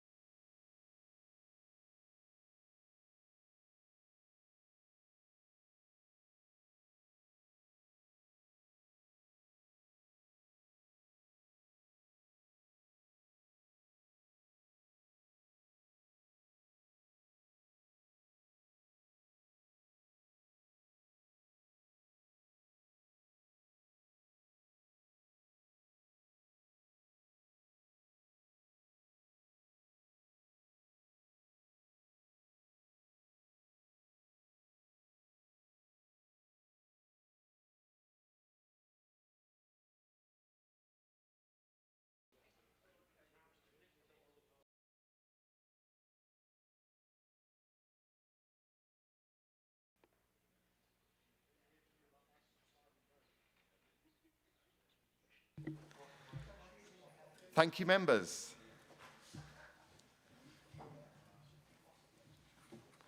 Now move on to agenda item number 8, which is Traffic Regulation Order Team Performance Report. This monitoring report can be found on pages 189 to 192 of the agenda pack. This report seeks to provide committee members with an update on the performance of the traffic team in the delivery of traffic regulation orders and pedestrian crossing facilities. It is asked that we consider and comment on the detail contained in the report. The report will be presented by Jan Gibson, Programme Leader, Minor Works and Traffic. Over to you. Thank you, Chairman. Good morning. So this is a short report, as Councillor Sneath says, just outlining an update on the work carried out by the traffic team, which is essentially traffic regulation orders and the assessment of pedestrian crossings. This year we have a budget of £325,000 for the delivery of scheme installation and a further £25,000 for survey work. So the report just outlines briefly what the process is. The table at point 3 gives an indication of the number of requests we receive annually and the number of TROs that we complete. It's a rolling programme, so there's not necessarily any correlation between the two, but it gives an idea of the volume of work that we're working on. Pedestrian crossing facilities, we assess these in accordance against the criteria in the pedestrian crossing policy. We receive about 20 to 30 requests for crossing facilities each year. We have quite a number at initial site survey pending. This is a survey we do prior to a full survey. Often sites don't meet the criteria and are unlikely to, so we don't invest time and money in the full survey. So at this point, many are refused. We have 8 awaiting a full site survey and 7 schemes which have met criteria and will require funding to be delivered. Excuse me. Objections to any of our proposals are submitted to the Planning and Regulation Committee for determination, as are borderline case speed limits where we're seeking approval for a reduced limit, and also in certain circumstances where criteria are met for pedestrian crossing facilities. We've had a bit of a backlog over the last couple of years, but we're increasing the number of reports we submit in an attempt to reduce that backlog. In the future, members will be aware that the traffic management plan has been subject to a review in terms of the potential delivery of weight limits, traffic calming schemes and disabled parking. This is currently under consideration and a report will be brought to this committee in due course where a final decision on these policies will be made. Should we decide to follow up these policies and deliver this type of work, it will have a significant impact on the traffic team. That concludes my report. I'm happy to take questions. Thank you. Thank you for your introduction. I would now like to invite members of the committee to make any relevant statements and ask questions. Councillor Robinson, do we have any speakers? Yeah, we've got Councillor Vernon. Thank you, Chairman. Thank you for your report, Jan. That's really, really interesting. Can I just ask a quick clarification question? Am I right in understanding that one objection to a TRO means it has to go to the committee? Yes, currently that is the case. Is that a statutory requirement? No, it's something that councils can set themselves, that level of intervention. Thank you. If I may come back on that further, to me that seems a disproportionate amount of time for one objection, and I recognise this is probably a matter for Constitution Working Group rather than this committee, but I think it's worth noting because I certainly wasn't aware of this myself for a period of time.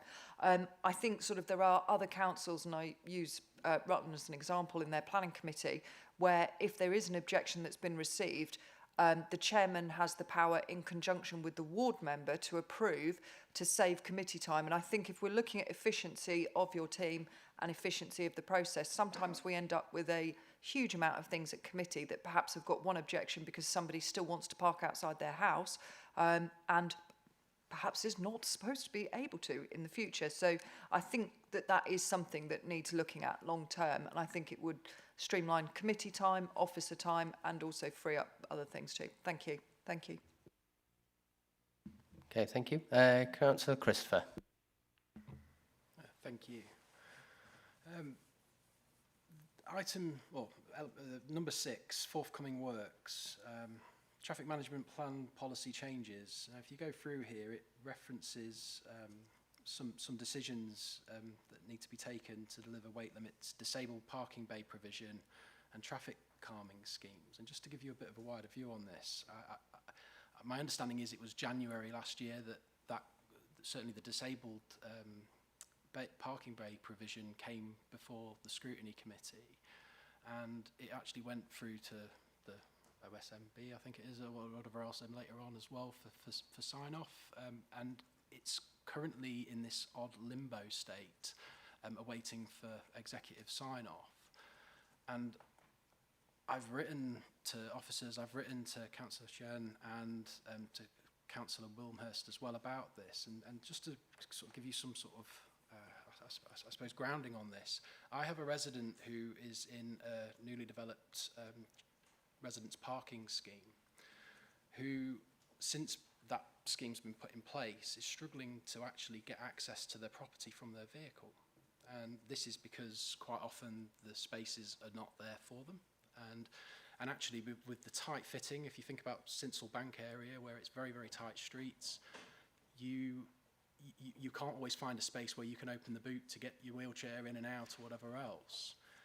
And I feel a little bit disappointed that something that was essentially agreed by this committee as a good idea back in January still hasn't come forward. And I've been loath to sort of raise it too heavily up to now, because I appreciate that you, Councillor Chen, recently had an operation and other things, but it does feel like there's been a bit of a delay on elements that were agreed by the previous leadership and administration to still be here now where there's not been a decision. And actually the way that this reads, it sort of suggests that actually these might not be supported and they might not go ahead. And that's a real concern for those residents that are disabled, certainly, that are looking for this. And all they really want is a bay that just is designated for disabled.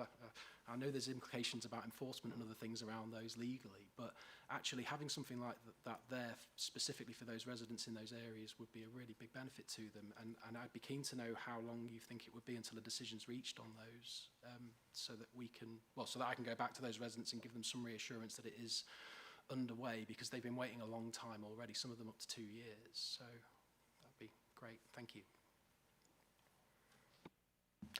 Thank you. Councillor Reeve. Thank you.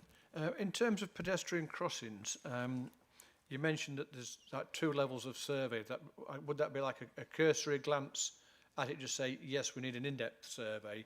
And is it then to go on to the Lincolnshire Road Safety Partnership for a full in-depth survey, and what sort of costs are we actually looking at once it goes to that level for them to do the survey on our behalf, or do we have people within the council that do that work? Is it subcontracted out to the Road Safety Partnership? Thank you, Councillor Reeve. We tend to look at a site before we would book a full survey on the basis that there might not be an engineering opportunity to install a crossing, so we wouldn't want to waste. It costs about £1,200 for a full survey.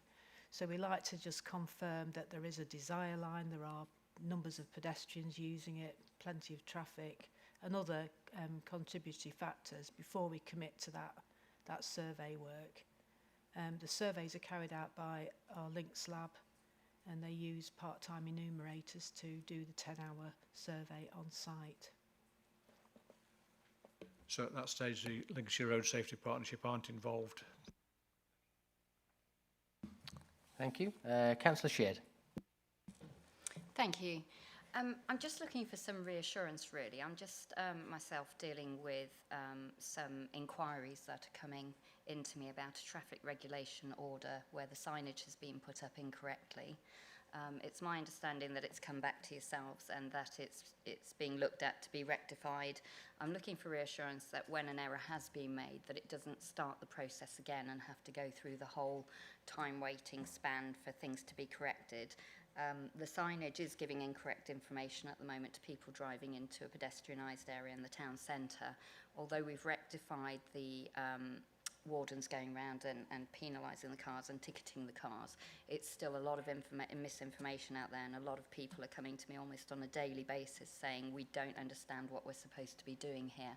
So I'm just really looking for reassurance that this is being dealt with quickly and it won't start the process again and take the length of time that the traffic regulation orders are taking. Thank you, Councillor Sheard. Yeah, I think in this particular instance, we're going to use an experimental order which we can introduce very quickly. The delay will be with the signage, that we have to order it, but we do hope to have that particular scheme in place by early in the new year. Thank you for that. And just one thing I might suggest is when we're doing the TRO summary and the tables showing about what requests have been logged and what have been completed, just for transparency, it might be handy just to have a table also to say ones that maybe have had to be rectified. Thank you. Just a question for myself. What are the reasons behind the costs of pedestrian crossing facilities? For example, the 20,000 for a refuge and up to 300,000 for a puffin facility. Are these costs mainly influenced by construction, or is it costs around the initial assessments and long surveys required? I have a little bit of a breakdown. Thank you, Councillor Robinson. So all the survey work is done by the lab, as I said, and that has a relatively small cost. The bulk of the cost with a zebra or a puffin will be the need to resurface the approaches to the crossing, because we need a higher PSV value, a better skidding resistance as part of that.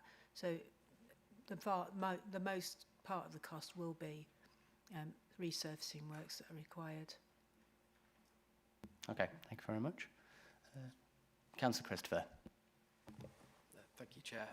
Sorry, I was hoping to get a response from Councillor Chair on the issue of the forthcoming works. If that's okay, I think we jumped quite quickly to the next question, and he wasn't given an opportunity. He's eager to respond to your question. Yes, certainly.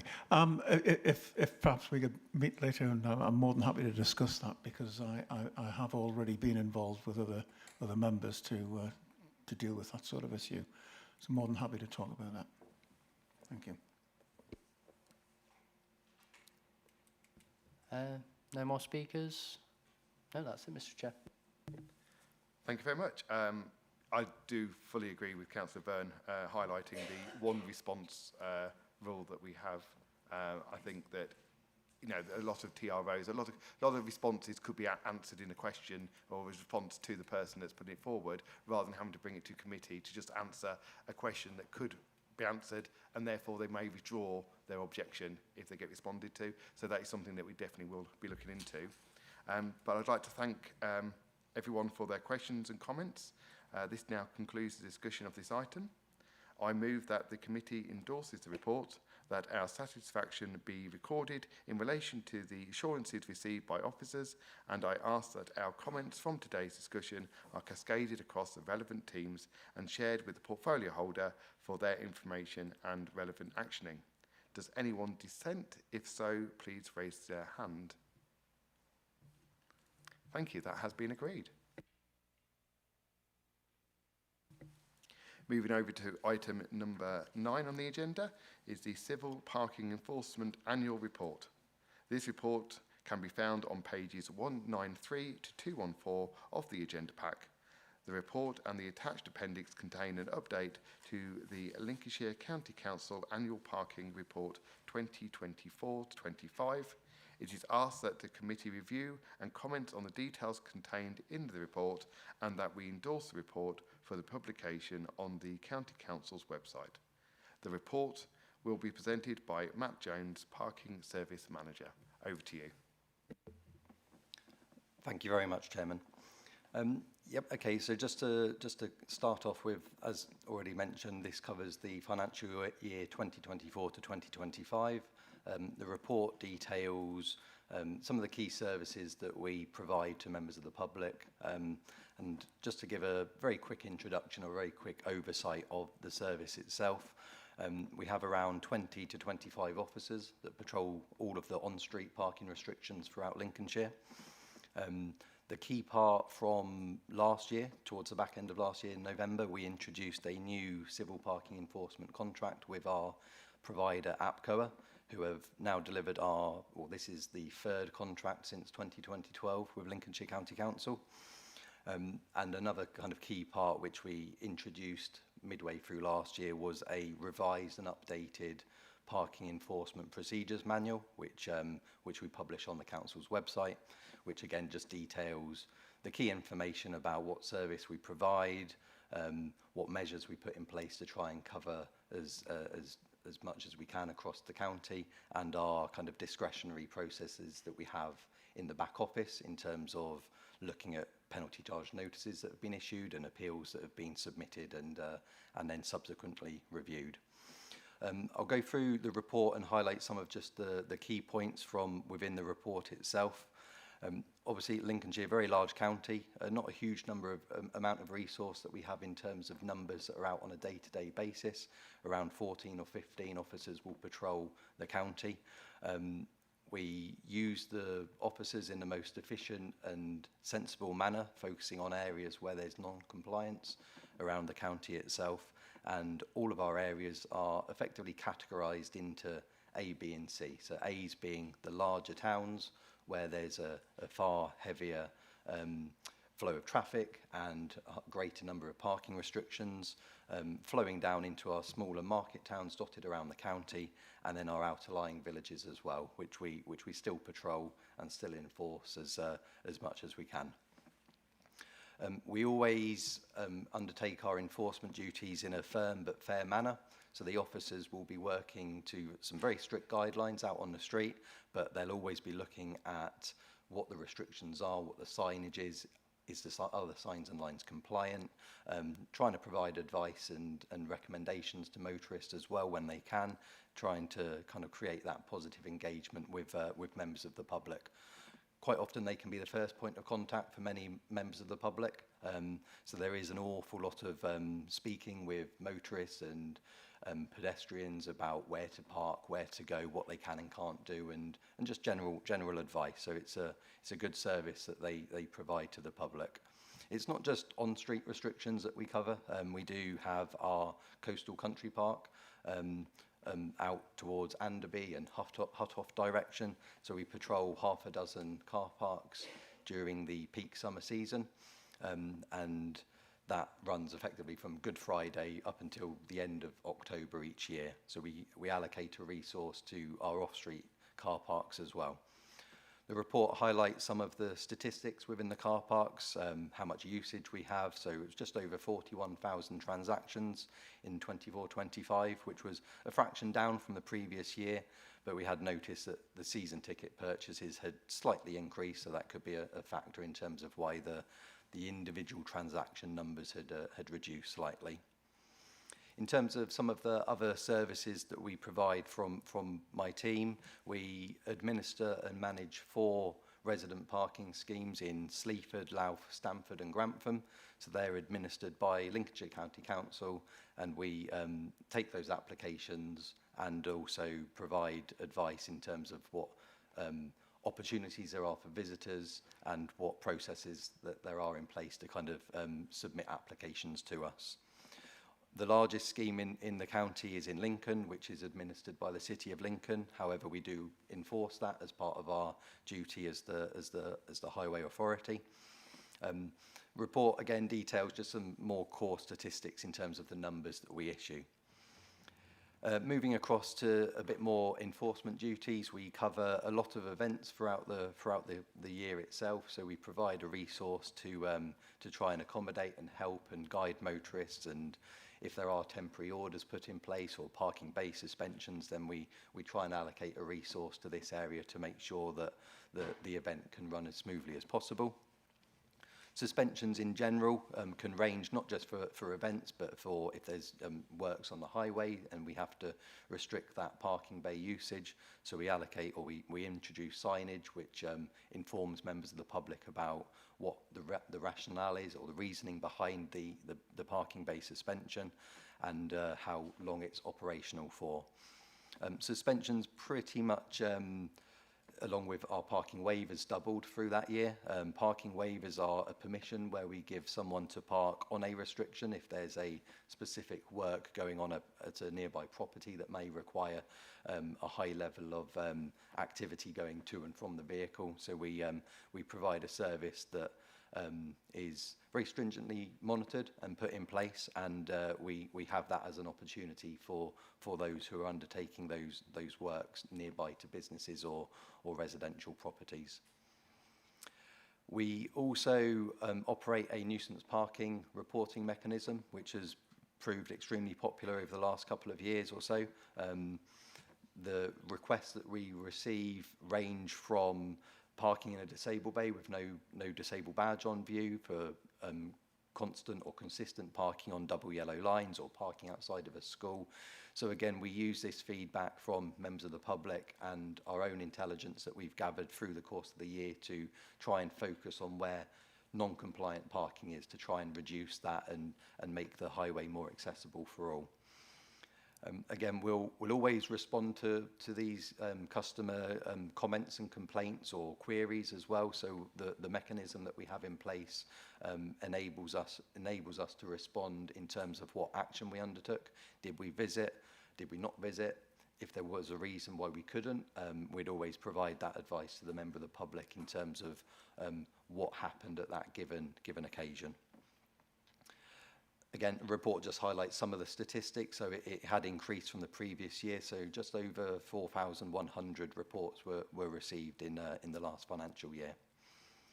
In terms of the actual penalty charge notices issuances themselves, slightly less than the previous year, but still very high, around just over 47,000 parking tickets were issued.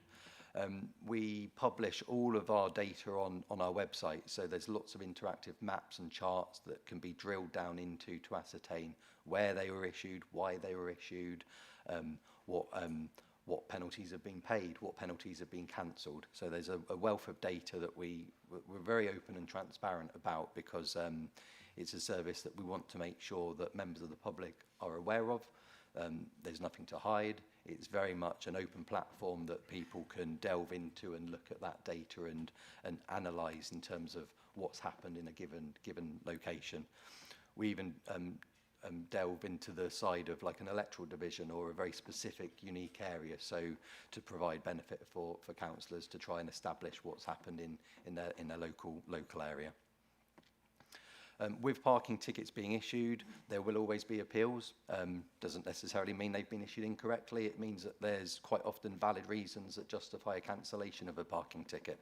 So we have a process in place which aligns with our procedures manual, which we look through, and we go through in detail in terms of why a parking ticket could be cancelled, and then we'd always write back and explain the reasons behind that. Our financial figures highlighted on page 212. So our income for the 24-25 year was just under 2 million from penalty charge income, notice income. However, our costs were actually quite a bit higher than in previous years, so just over 2.3 million. I touched upon the fact that we introduced a new contract in November 2024, so appreciate that was only the back end of the financial year, but there were increased costs, and within that as well, we've introduced some fixed point CCTV cameras outside 10 locations across the county to monitor non-compliant parking outside of schools, so that's the zigzag markings. So a significant portion, around £160,000 of that, was linked in with the council costs, hence why some of the costs were higher than previous years. That did render us in a deficit of just over £325,000, which was drawn down from our CPE reserve. It currently sits at around the £700,000 figure, which again has been built up over the last few years where we have been able to generate or make a surplus. But it's something that we are looking at, and we're engaging with our contractor to try and make the most efficient use of the resource that we have, engaging in terms of how we can deploy more effectively and to try and reduce that cost as much as we possibly can. Just to close the report in terms of the future, like I said, I've touched upon the CCTV outside of schools. We have our last 3 sites which are going live end of this month, just over the half-term break, all ready for the schools to come back at 3 specific locations. So that's been a positive kind of introduction over the last year. And the very final point, which I'd just like to address, that we as officers and at Lincolnshire County Council we're very mindful of and keeping a very close eye on, is the cost of a penalty charge notice has not increased now for 18, 19 years or so, whilst the cost of services have increased year on year. There was a trial held in August 2025 at the south of the country, down in Bournemouth and Christchurch, where penalty charges as a trial were increased to more comparative to London prices, so more than double effectively, to ascertain what impact did that have on motorist use of parking restrictions. Was there an increase in compliance? Still very early days and the data is being collected, but it's something that we're keeping a very close eye on and monitoring in terms of what that can mean for the future, because that could obviously reshape the policy in terms of the levels of the penalties which are set by central government. So that's where we are at the moment. Like I said, the report's got a lot of key information within it, but I'm happy to take any questions or queries if anybody has any. Thank you. Thank you for your report. I would now like to invite members of the committee to make any relevant statement and ask questions. Councillor Robinson, do we have any speakers? Thank you. Councillor Grantham. Yeah, thanks for the report, Matt. It's really good, actually. Obviously, we've got into deficit, and you've actually explained that quite well. If the government don't review the penalty charges in the next 12 months, and it says here we're seeking additional funding, how much are we seeking exactly, and will that have any effect? Yeah, very good question. It would have a massive impact. It really would. I mean, if we look at the costs of a penalty charge at the moment are 2 levels. So they're £50, which are discounted to £25, or £70 for a more serious contravention like parking on a double yellow line or in a disabled bay is more expensive than overstaying in a limited waiting bay. So 50 and 70. In Bournemouth, they were increased to around £150 for the higher, and around 110, I think it was, for the lower. So we're talking nearly double a potential cost of a penalty. So that would have a major impact on potential income in the future. But it's not something that we can sit and rely upon as being introduced. And that's why we're looking at kind of how we're delivering the service, trying to make the best use of that resource. The time spent out on street is where the non-compliance is, to try and drive that figure down. But that's fundamentally where we are kind of in this position. We do have that reserve, which can be used to offset against a deficit, which is what occurred for the previous financial year. So we do have that buffer almost. But if we were to project looking forwards in, say, 18 months or 2 years' time, that there's a potential there for that reserve to obviously to lower. Thank you. Councillor Reeve. Thank you, and thank you for the report, Matt. In terms of the car park charges at Huttoff Terrace, Anderby Creek, Moggs Eye, etc., the income from those is £103,000 per year. Has anybody done a survey as to how much that actually benefits us? Because I'm thinking about the enforcement and admin costs that go along with that. It's not really a massive figure. And I'm just wondering, if there was no charge, would Greater Lincolnshire PLC benefit because of increased tourism and the likes? Or is it actually a way of maintaining usable car parking spaces by discouraging people from staying too long. Thank you. Yeah, exactly. To be honest, the charges were introduced around 3 years ago now. We enforce the car parks. They sit within environment, within Chris Miller's team. And any income from the actual, say if we look at the cost of enforcement within the car parks to the income received from the penalties or the pay and display income that came from that from those car parks are put back into improving and enhancing the coastal country park or projects related to that area itself. The tariffs were introduced as a way of ensuring that the car parks weren't kind of misused by members of the public or residents or whoever was using them. There's motorhomes and a lot of vehicles were using the area, which then limited other visitors from accessing the beaches and accessing the local amenities there. So whilst we enforce, and there is a bit of income, it's not a huge amount when we compare it to the actual cost of the enforcement hours themselves.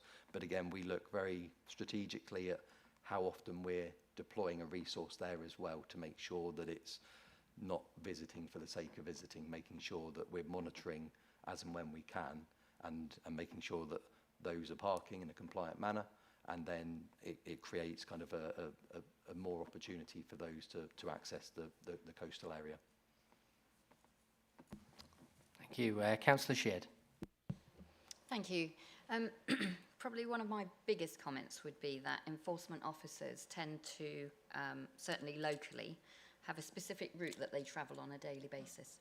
And local people tend to know when they can perhaps flout the rules and regulations. So that would be my first comment, just to perhaps highlight to enforcement officers, if they can mix it up a little bit, then perhaps we might actually get a little bit stricter enforcement in place. But my main issue that I was going to come forward on was the Category C areas. I'm conscious that it says patrolled on an ad hoc basis and when resources are available. Certainly my experiences within my division and my ward, I can honestly say I don't think I've ever seen an enforcement officer, and over the years we've actually been given more double yellow lines, we've been given more restrictive areas, and the biggest complaint is that people are still parking in these areas. What is the best way to go about trying to get a patrol into these areas to try to satisfy that the restrictions are going to be adhered to? Okay, thank you, Councillor. Yeah, in terms of the routes, just to cover off the first point, the routes, we try and make sure that it's not as regimented as Monday 9 to 11 in this one particular street every time and every single week. They try and mix it up a bit, because I know exactly where you're coming from that, but it's something that I can take away and speak with our contractor about to try and make that kind of more random approach to specific locations, so it's not as obvious potentially to motorists or members of the public. In terms of the Category C locations, we have resource that visits them, and without talking too long, there's kind of almost two categories or two sections within a Category C area. Some areas still have limited waiting bays, disabled bays, and to me they are still equally important that we have feet on the ground in those locations, and we monitor this very, very very strictly with our contractor. So we go through on a weekly basis, for example, of which areas we visited, which areas we haven't. Is there a reason why we haven't been there? Can we factor in a patrol the following week? Has there been any nuisance parking reports highlighted to us? If we're notified of a particular area that suffers from non-compliant parking on a Wednesday morning, for example, then we can try and allocate a resource to that particular spot. Like I said, we've got a lot of information that we publish online in terms of where we've been, but if there are any very specific areas that you wanted to identify to me, then please speak to me and I will see where we've been, give you the figures and the data behind it, and then what our future plan is for that location as well. Thank you. Councillor Clark. Thank you, Matt, for that report. And you explained it quite well, makes it more understandable. On the deficit, the school cameras is coming out of that, you know, it forms a deficit. Why didn't it come directly out of the reserves and then it wouldn't be portrayed as a deficit? The other two quick questions is the resident parking in Lincoln, the zones, how often per day are they patrolled? And the other one, I just thought about it, what's the difference between nuisance parking and causing obstruction? Thank you, Councillor Clark. Yeah, no, it's a valid point in terms of the cost of the CCTV. In hindsight, an extra line could have been included within the report that specifically identified what the true and actual cost of that was, to then separate from our, say, previous year's council costs, which incorporate, you know, kind of software, members of staff salaries, things like that. There's no budget for parking. The cost of the penalty charges covers the service, whether that's you know, contractor related or internal within the parking services team as well. But yeah, I'll take on board that comment. It's a fair comment, and I can highlight that a bit clearer. In terms of the parking zones within Lincoln themselves, Lincoln has 2 to 3 officers every day patrolling the location due to its size and the amount of traffic and the amount of restrictions in there. There will always be an officer in the residential zones. It doesn't mean that every road within the residential zones will be visited every day because of the resource availability. But again, we structure the patrol so that an area is covered and then maybe the following day a slightly different area is covered. There may be a bit of overlap between that as well. But if we look at kind of like the distinctive areas within Lincoln itself, there'll always be a presence in the residential zones. If there isn't, then I'd be speaking with our contractor to ascertain why not, because it's a core duty of theirs that each of these roads are visited through the week, for example, and the residential zones are enforced and patrolled accordingly. Part of a cost of applying for a resident permit is for enforcement. So if a member of the public applies for a residential permit, that is contributing towards potentially an enforcement angle cost to it. So that's why our officers do patrol these particular sites. Nuisance parking and obstruction. Nuisance parking is, you can almost class obstruction within it. However, we cannot actively enforce for obstruction because that is a duty which is still rests with the police. It could be in the future that at some point the obstruction is implemented within civil parking enforcement, but from our perspective, a nuisance parking would be if someone's on a double yellow line, if someone's overstaying in a limited waiting bay, parking across a drop curb to a residential property, anything and everything like that. We do receive many comments about obstruction. We provide advice about what we can and can't do. We do try and work as much as we can with our police officers. We've had a recent, for example, in South Holland, kind of Spalding or Crowland direction, I should say, where we've had some engagement with police officers there to try and tackle parking outside of schools, but also linking in with pavement parking and causing an obstruction to a member of the public trying to access that pavement itself. But fundamentally, if there's no restriction on the highway, no yellow line, then it would still be a police matter at this moment in time. Thank you. Just a question for myself regarding the nuisance parking website, which I've promoted myself to my residents. It says 2.6 thousand were attended. Have there been any reports that they've been reported and the council have been able to act on that straight away and put a PCN straight away from that rather than needing to attend that area? Yeah, very good question. A lot depends upon where the request is made to and what resource we have available in that given location. If we're talking about the centre of Lincoln, for example, we have more resource there. So if we find out about that now, it's highly likely that we can turn around that response time extremely quickly. The nuisance parking reporting mechanism goes directly through to our enforcement contractor. We obviously have oversight of that as well, and we monitor that through the course of a working day. However, if it is a location which is further afield, it's unlikely that we would have a resource available to go to that spot there and then. It may be that we can factor a patrol in later on in the week, and that intelligence is then used to make sure that we visit that particular spot, and then that's the advice that we would give back to the member of the public as well.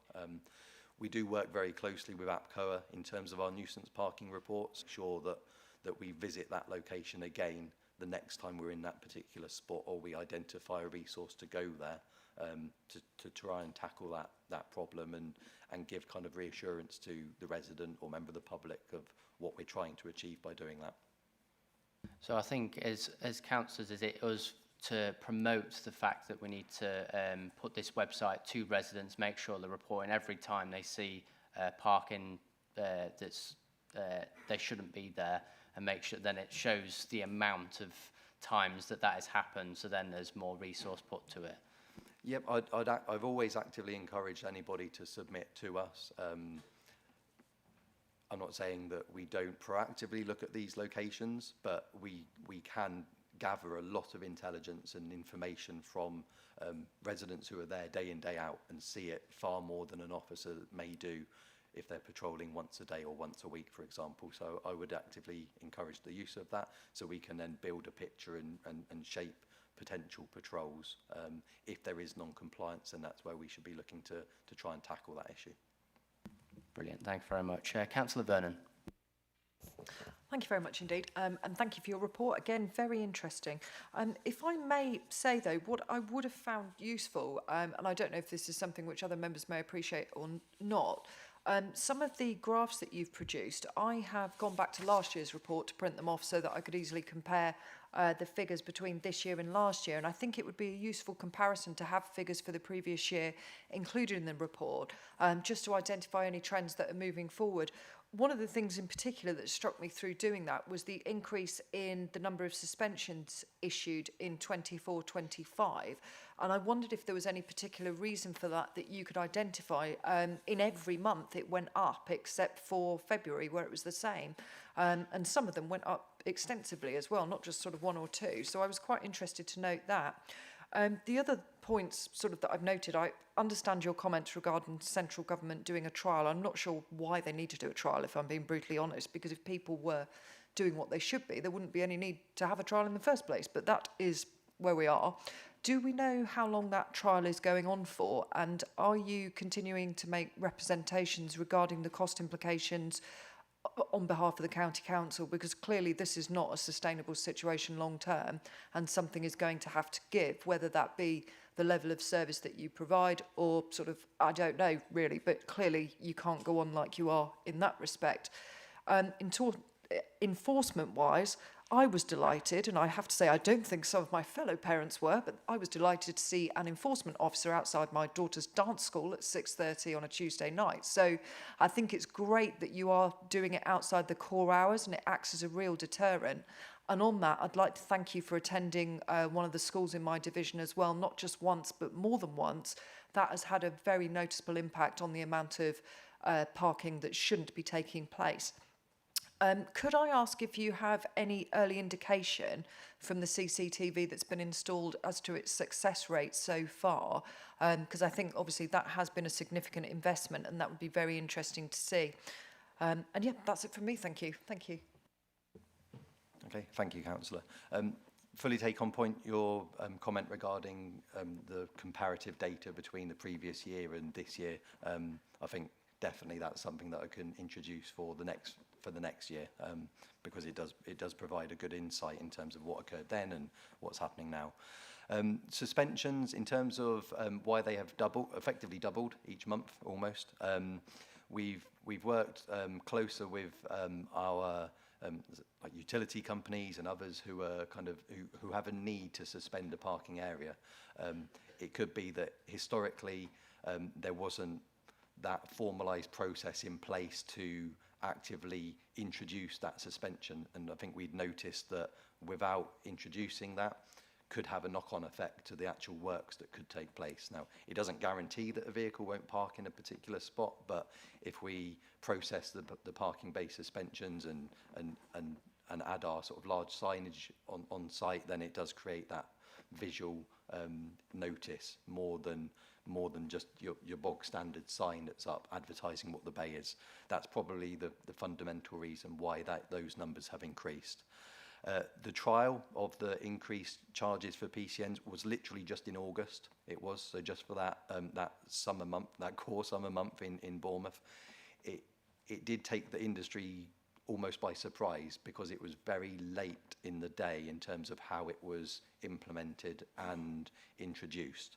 So we have been watching it and keeping an eye on it. We've already kind of began to engage and pose questions in terms of the success of it. The very, very early feedback I had was that the penalties hadn't increased dramatically, they hadn't decreased dramatically, the non-compliance was still there. So I imagine that would be a regular theme in that respect. We do engage with as much as we can and try and lobby for a potential increase to a penalty charge notice. Like I said earlier, in London, I think they've gone up about 3 or 4 times now in this same time period. Enforcement, core hours, we always try and look to patrol in the evenings or early mornings if there's an issue there, for example, as well. So it's good to hear that all the positive kind of feedback from that. So thank you for that. But again, if there's ever any locations that we know have specific areas later in the night, then we do carry out later evening patrols as well. It's not just restricted to 9 till 5, Monday to Friday, for example. Thank you. Can I just quickly add to Matt's comments there? Sorry, Councillor Vernon. The key part of this report is the highlighting the sort of trajectory, the direction of travel in terms of our sort of deficit this year. Within that figure that's been published, there's a blend of things going on, one of them being CCTV, one of those contractor performance, and the fixed penalty notice. I guess we just wanted a bigger discussion from the Scrutiny Committee about potentially in the next year and a half, we may need to bring a decision to Councillor Cheen, which will be if we can't lobby the Department of Transport and change that maximum penalty charge notice, which we have been doing. We meet with them monthly, and we've even offered up potentially doing a trial within Lincolnshire on our coastal regions. That may be something that we can look at. If we don't get any movement there, I guess we're coming to that decision of, do we carry on the service as is? And everybody's happy with that ABC approach and that broad coverage. We see the benefits from sort of the movement of traffic in some of those those villages and towns, or do we need to scale back our service? And I think it's that key point that we're trying to highlight within this report. There are a number of councils across the UK that fund their service. So as Matt outlined, we solely staff and generate for the work that we do from the income we receive. So we're running it as almost a separate trading account. There are authorities across the UK that do fund it with budget. And it's whether we want that level of service remaining and staying. If we don't get that shift from the sort of the fixed penalty charge notices, that'll be where we are. Fortunately, at this moment in time, we've still got a bit of time because we've got the reserve pot that's been built up over a number of years.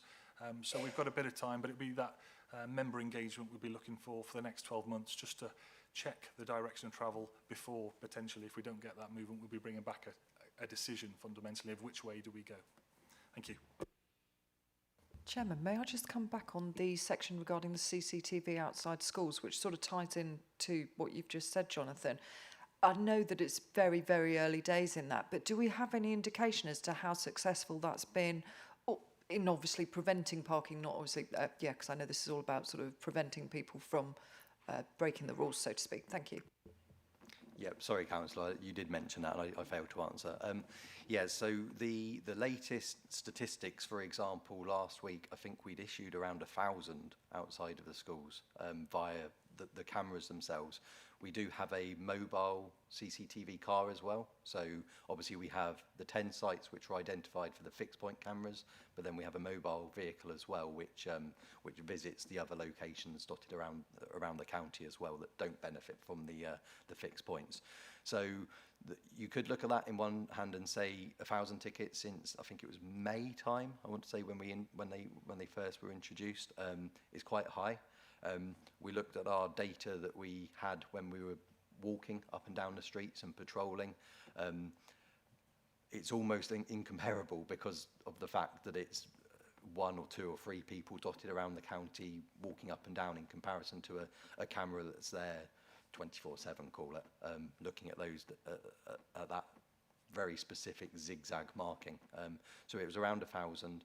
The positive side to it, in terms of the engagement we've had from the schools and other parents, have expressed kind of positive remarks, and we've had real good feedback. We had some workshops with the schools themselves and counsellors in terms of why they were being introduced and the benefits that it could bring, and the safety angle to that's the ultimate drive in this, to try and enhance the safety outside of the schools. So there's the kind of the positive element that we've had fed back to us quite regularly. Thank you. Sorry, if I just may come back once more again. 1,000 issued is clearly an awful lot. And if you look at the cost-effective nature of having a CCTV camera in place as opposed to having a sort of person walking around doing it, that clearly has got to be a more effective way forward.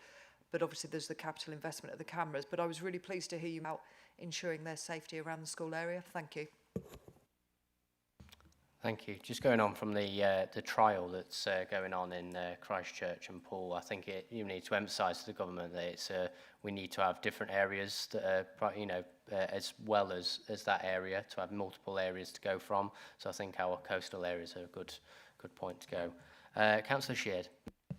Thank you. To be fair, Councillor Vernon has taken most of my points about the CCTV around schools. I really look forward to receiving some up-to-date data on that. And it's really interesting to hear that there's a mobile unit. I hope it's really well indicated on the vehicle so that parents sort of go, oh, okay, they're looking at us.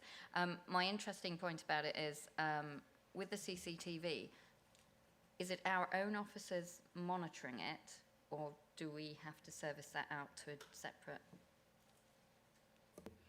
No, so the mobile vehicle will be a civil enforcement officer, will be driving that vehicle to the location. It'd be worth explaining, for example, with camera technology, we can only enforce the zigzag markings, so it can't be used to enforce double yellow lines, for example, next to it.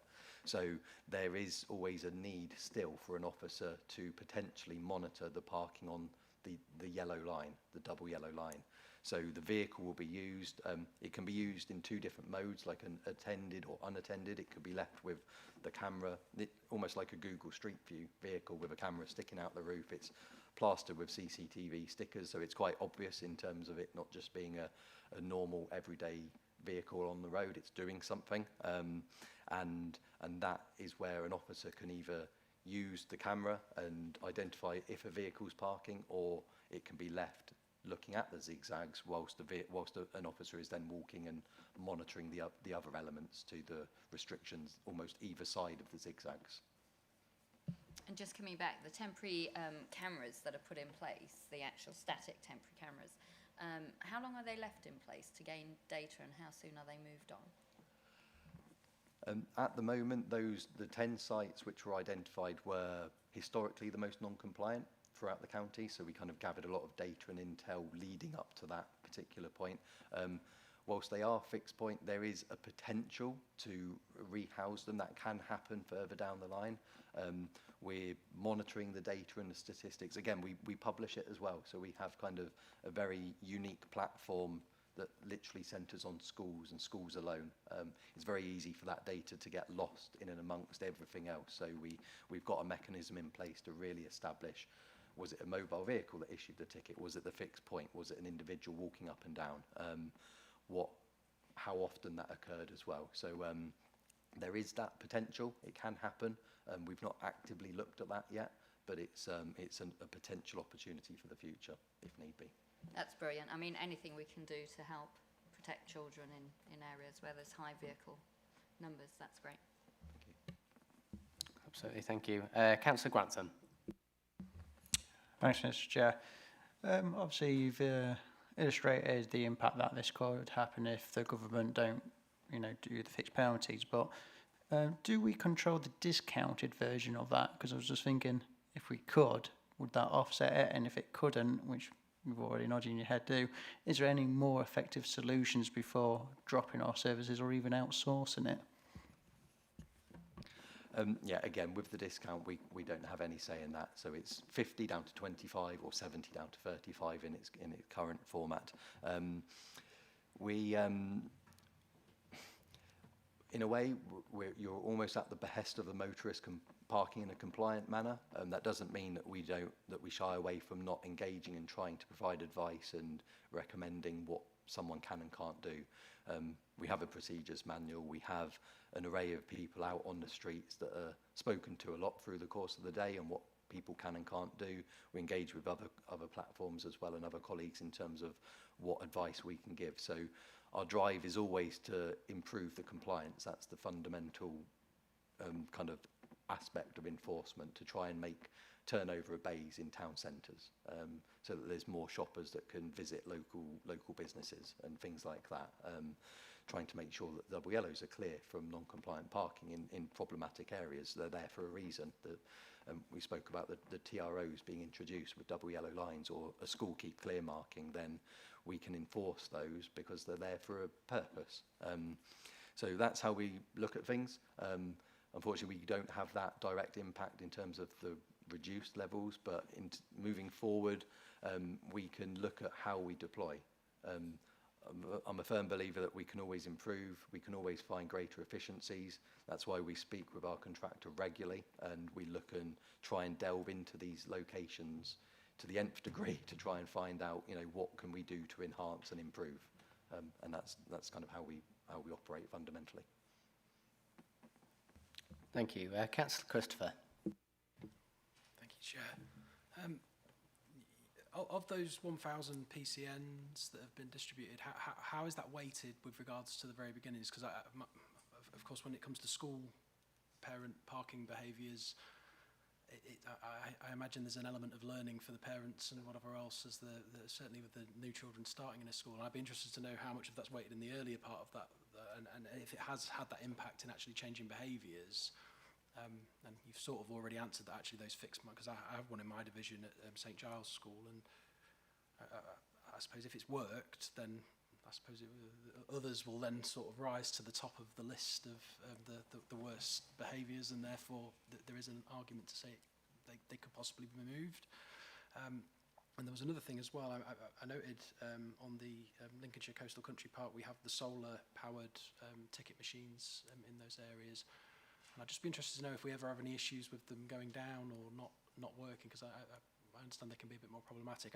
It's also led me to another question, which isn't for you. You'll be pleased to know, just with regards to electric charging along the coastal park. So I understand it's quite difficult to get infrastructure in there, but of course, as more and more people are moving over to e-vehicles, there might be a separate email for you, Jonathan, on that, maybe aside from this. But yeah, thank you. Yeah, thank you, Councillor. Yeah, just to touch upon the coastal car parks at the start. So yes, they are solar-powered machines. I think we've had 2 instances in Anderby Creek this year where the machine went down, and that was due to overhanging branches which had grown over the course of the summer, and that impacted upon the charge of the battery, which then rendered that machine not being able to be used. There is a pay-by-phone service in place as well, so there is an alternative option for a member of the public to purchase their parking stay. But we're working more closely now in terms of working out, okay, before the solar power panel gets blocked, what can we do beforehand? And it's quite obvious we can trim it back to the level required. Those were the only occasions that I'm aware of where we had issues. There may have been sporadic issues throughout the year if it was down for a very small period of time, but we have reports through the machines themselves that explain when the downtime was, what the reason was, so we kind of monitor that quite closely as well. We've only got the 2 machines, one at Huttoff Car Terrace and one at Anderby Creek.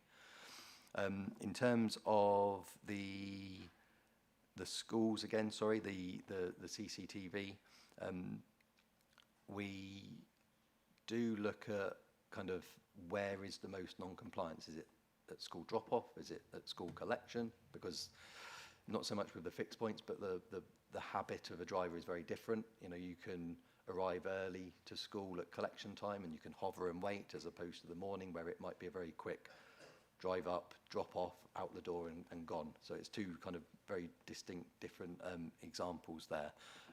So we do track that in terms of the usage, in terms of where the penalties are arrested. I'd need to delve into the data just to ascertain what points of the day they were issued. But in terms of each school year, you know, kind of each September, there's obviously a new intake, and the schools do work with parents by producing information, leaflets or emails to parents and guardians about, you know, kind of being mindful of residential areas, not parking across driveways, not parking on drives. The zigzags are there for safety reasons as well. So there is that kind of correspondence out to new parents in each year, and we do see there being an increase in compliance. It sort of tails off as the term goes on, and then perhaps it may spike a bit at the start of at the end of a half term, or the new school term starting again. But it's still very new. It's still very early for us at Lincolnshire, so we're still kind of actively monitoring it as much as we can. Thank you. Any more speakers? Councillor Clark. Yeah, just finally, Chair, when a school is extended, the Lincolnshire County Council should look at introducing drop-off points, etc. Because when you build a supermarket, you don't tell people to go and park around the corner, but it seems acceptable, or been acceptable, to extend a school and then say, oh, well, there's no parking space, so they're all for staff, the parents can park on the street. So we are actually creating our own problems.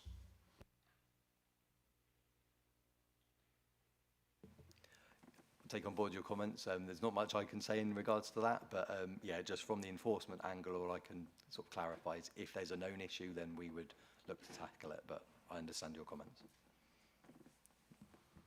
Okay, there's no further speakers. That's it, Mr. Chair. Thank you. Thank you, Matt, for your report. I read it twice and probably a few more times. It's very interesting.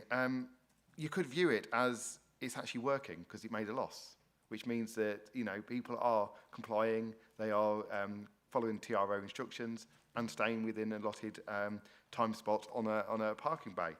I think 20 to 25 officers seems very low for the size of Lincolnshire, and the possibility then, do we consider funding it so we can increase the amount of officers that can go around and continue with education?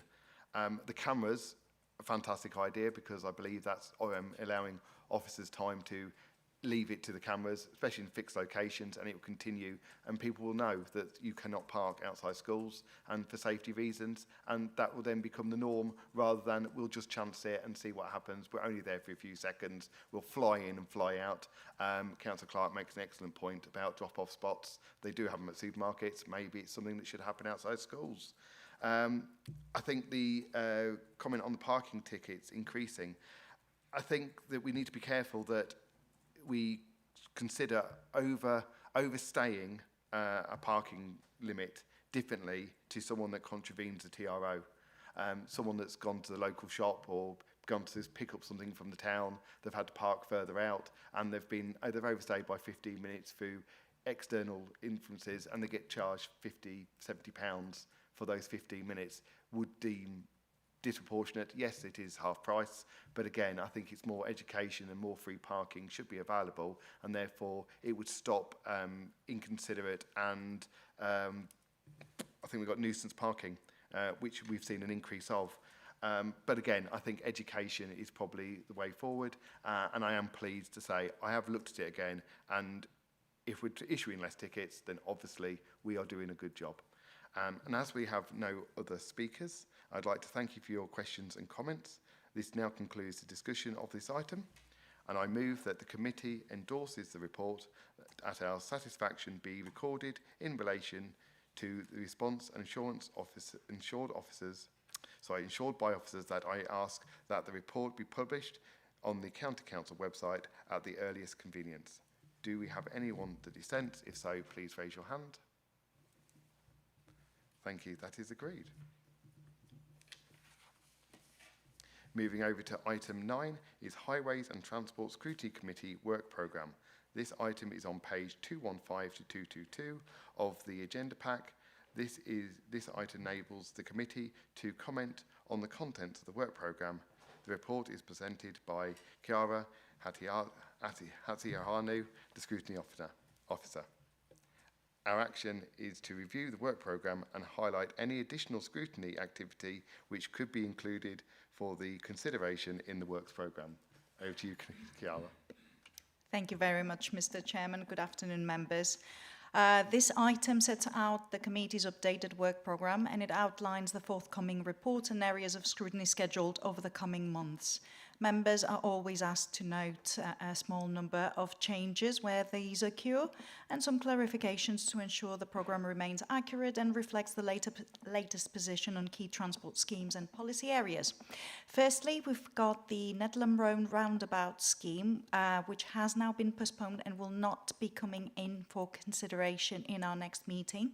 And officers will provide further detail on the revised timescales, which are now expected to fall sometime in 2026. This adjustment allows for additional time for the preparatory work to be completed and for the committee to consider the scheme at a more appropriate stage in its development. Secondly, the Civil Parking Enforcement Annual Report, which had been listed for consideration again in the work programme for the 26th of January, obviously is a duplicate to the item that has been considered today and has therefore now been removed. These updates ensure that the committee's forward plan accurately reflects on current priorities and that future discussions will remain focused on live and relevant matters within the highways and transport portfolio. If members are aware of any items that they would like to highlight for future consideration, or if officers are aware of any items of pre-decision scrutiny or scrutiny that will be coming in to this committee for consideration in coming months, please do liaise with me offline to discuss these and how they can be incorporated in our work programme. Thank you. Thank you for your introduction. I would now like to invite members of the committee to make any relevant statements and ask questions. Councillor Robinson, do we have any? No, Mr. Chair. Thank you. And then therefore I move that we note the report and endorse the existing work programme as detailed on page 215 to 222, with the caveat of any additional items highlighted in the Scrutiny Officer's presentation to be reflected in the next published iteration of the documents. Do we have any dissent? If so, please raise your hand. Thank you. That is agreed. And that now concludes our business of the meeting. Thank you to the members of the public and the press for your attendance here in the chamber and virtually. I now close the meeting. Thank you very much.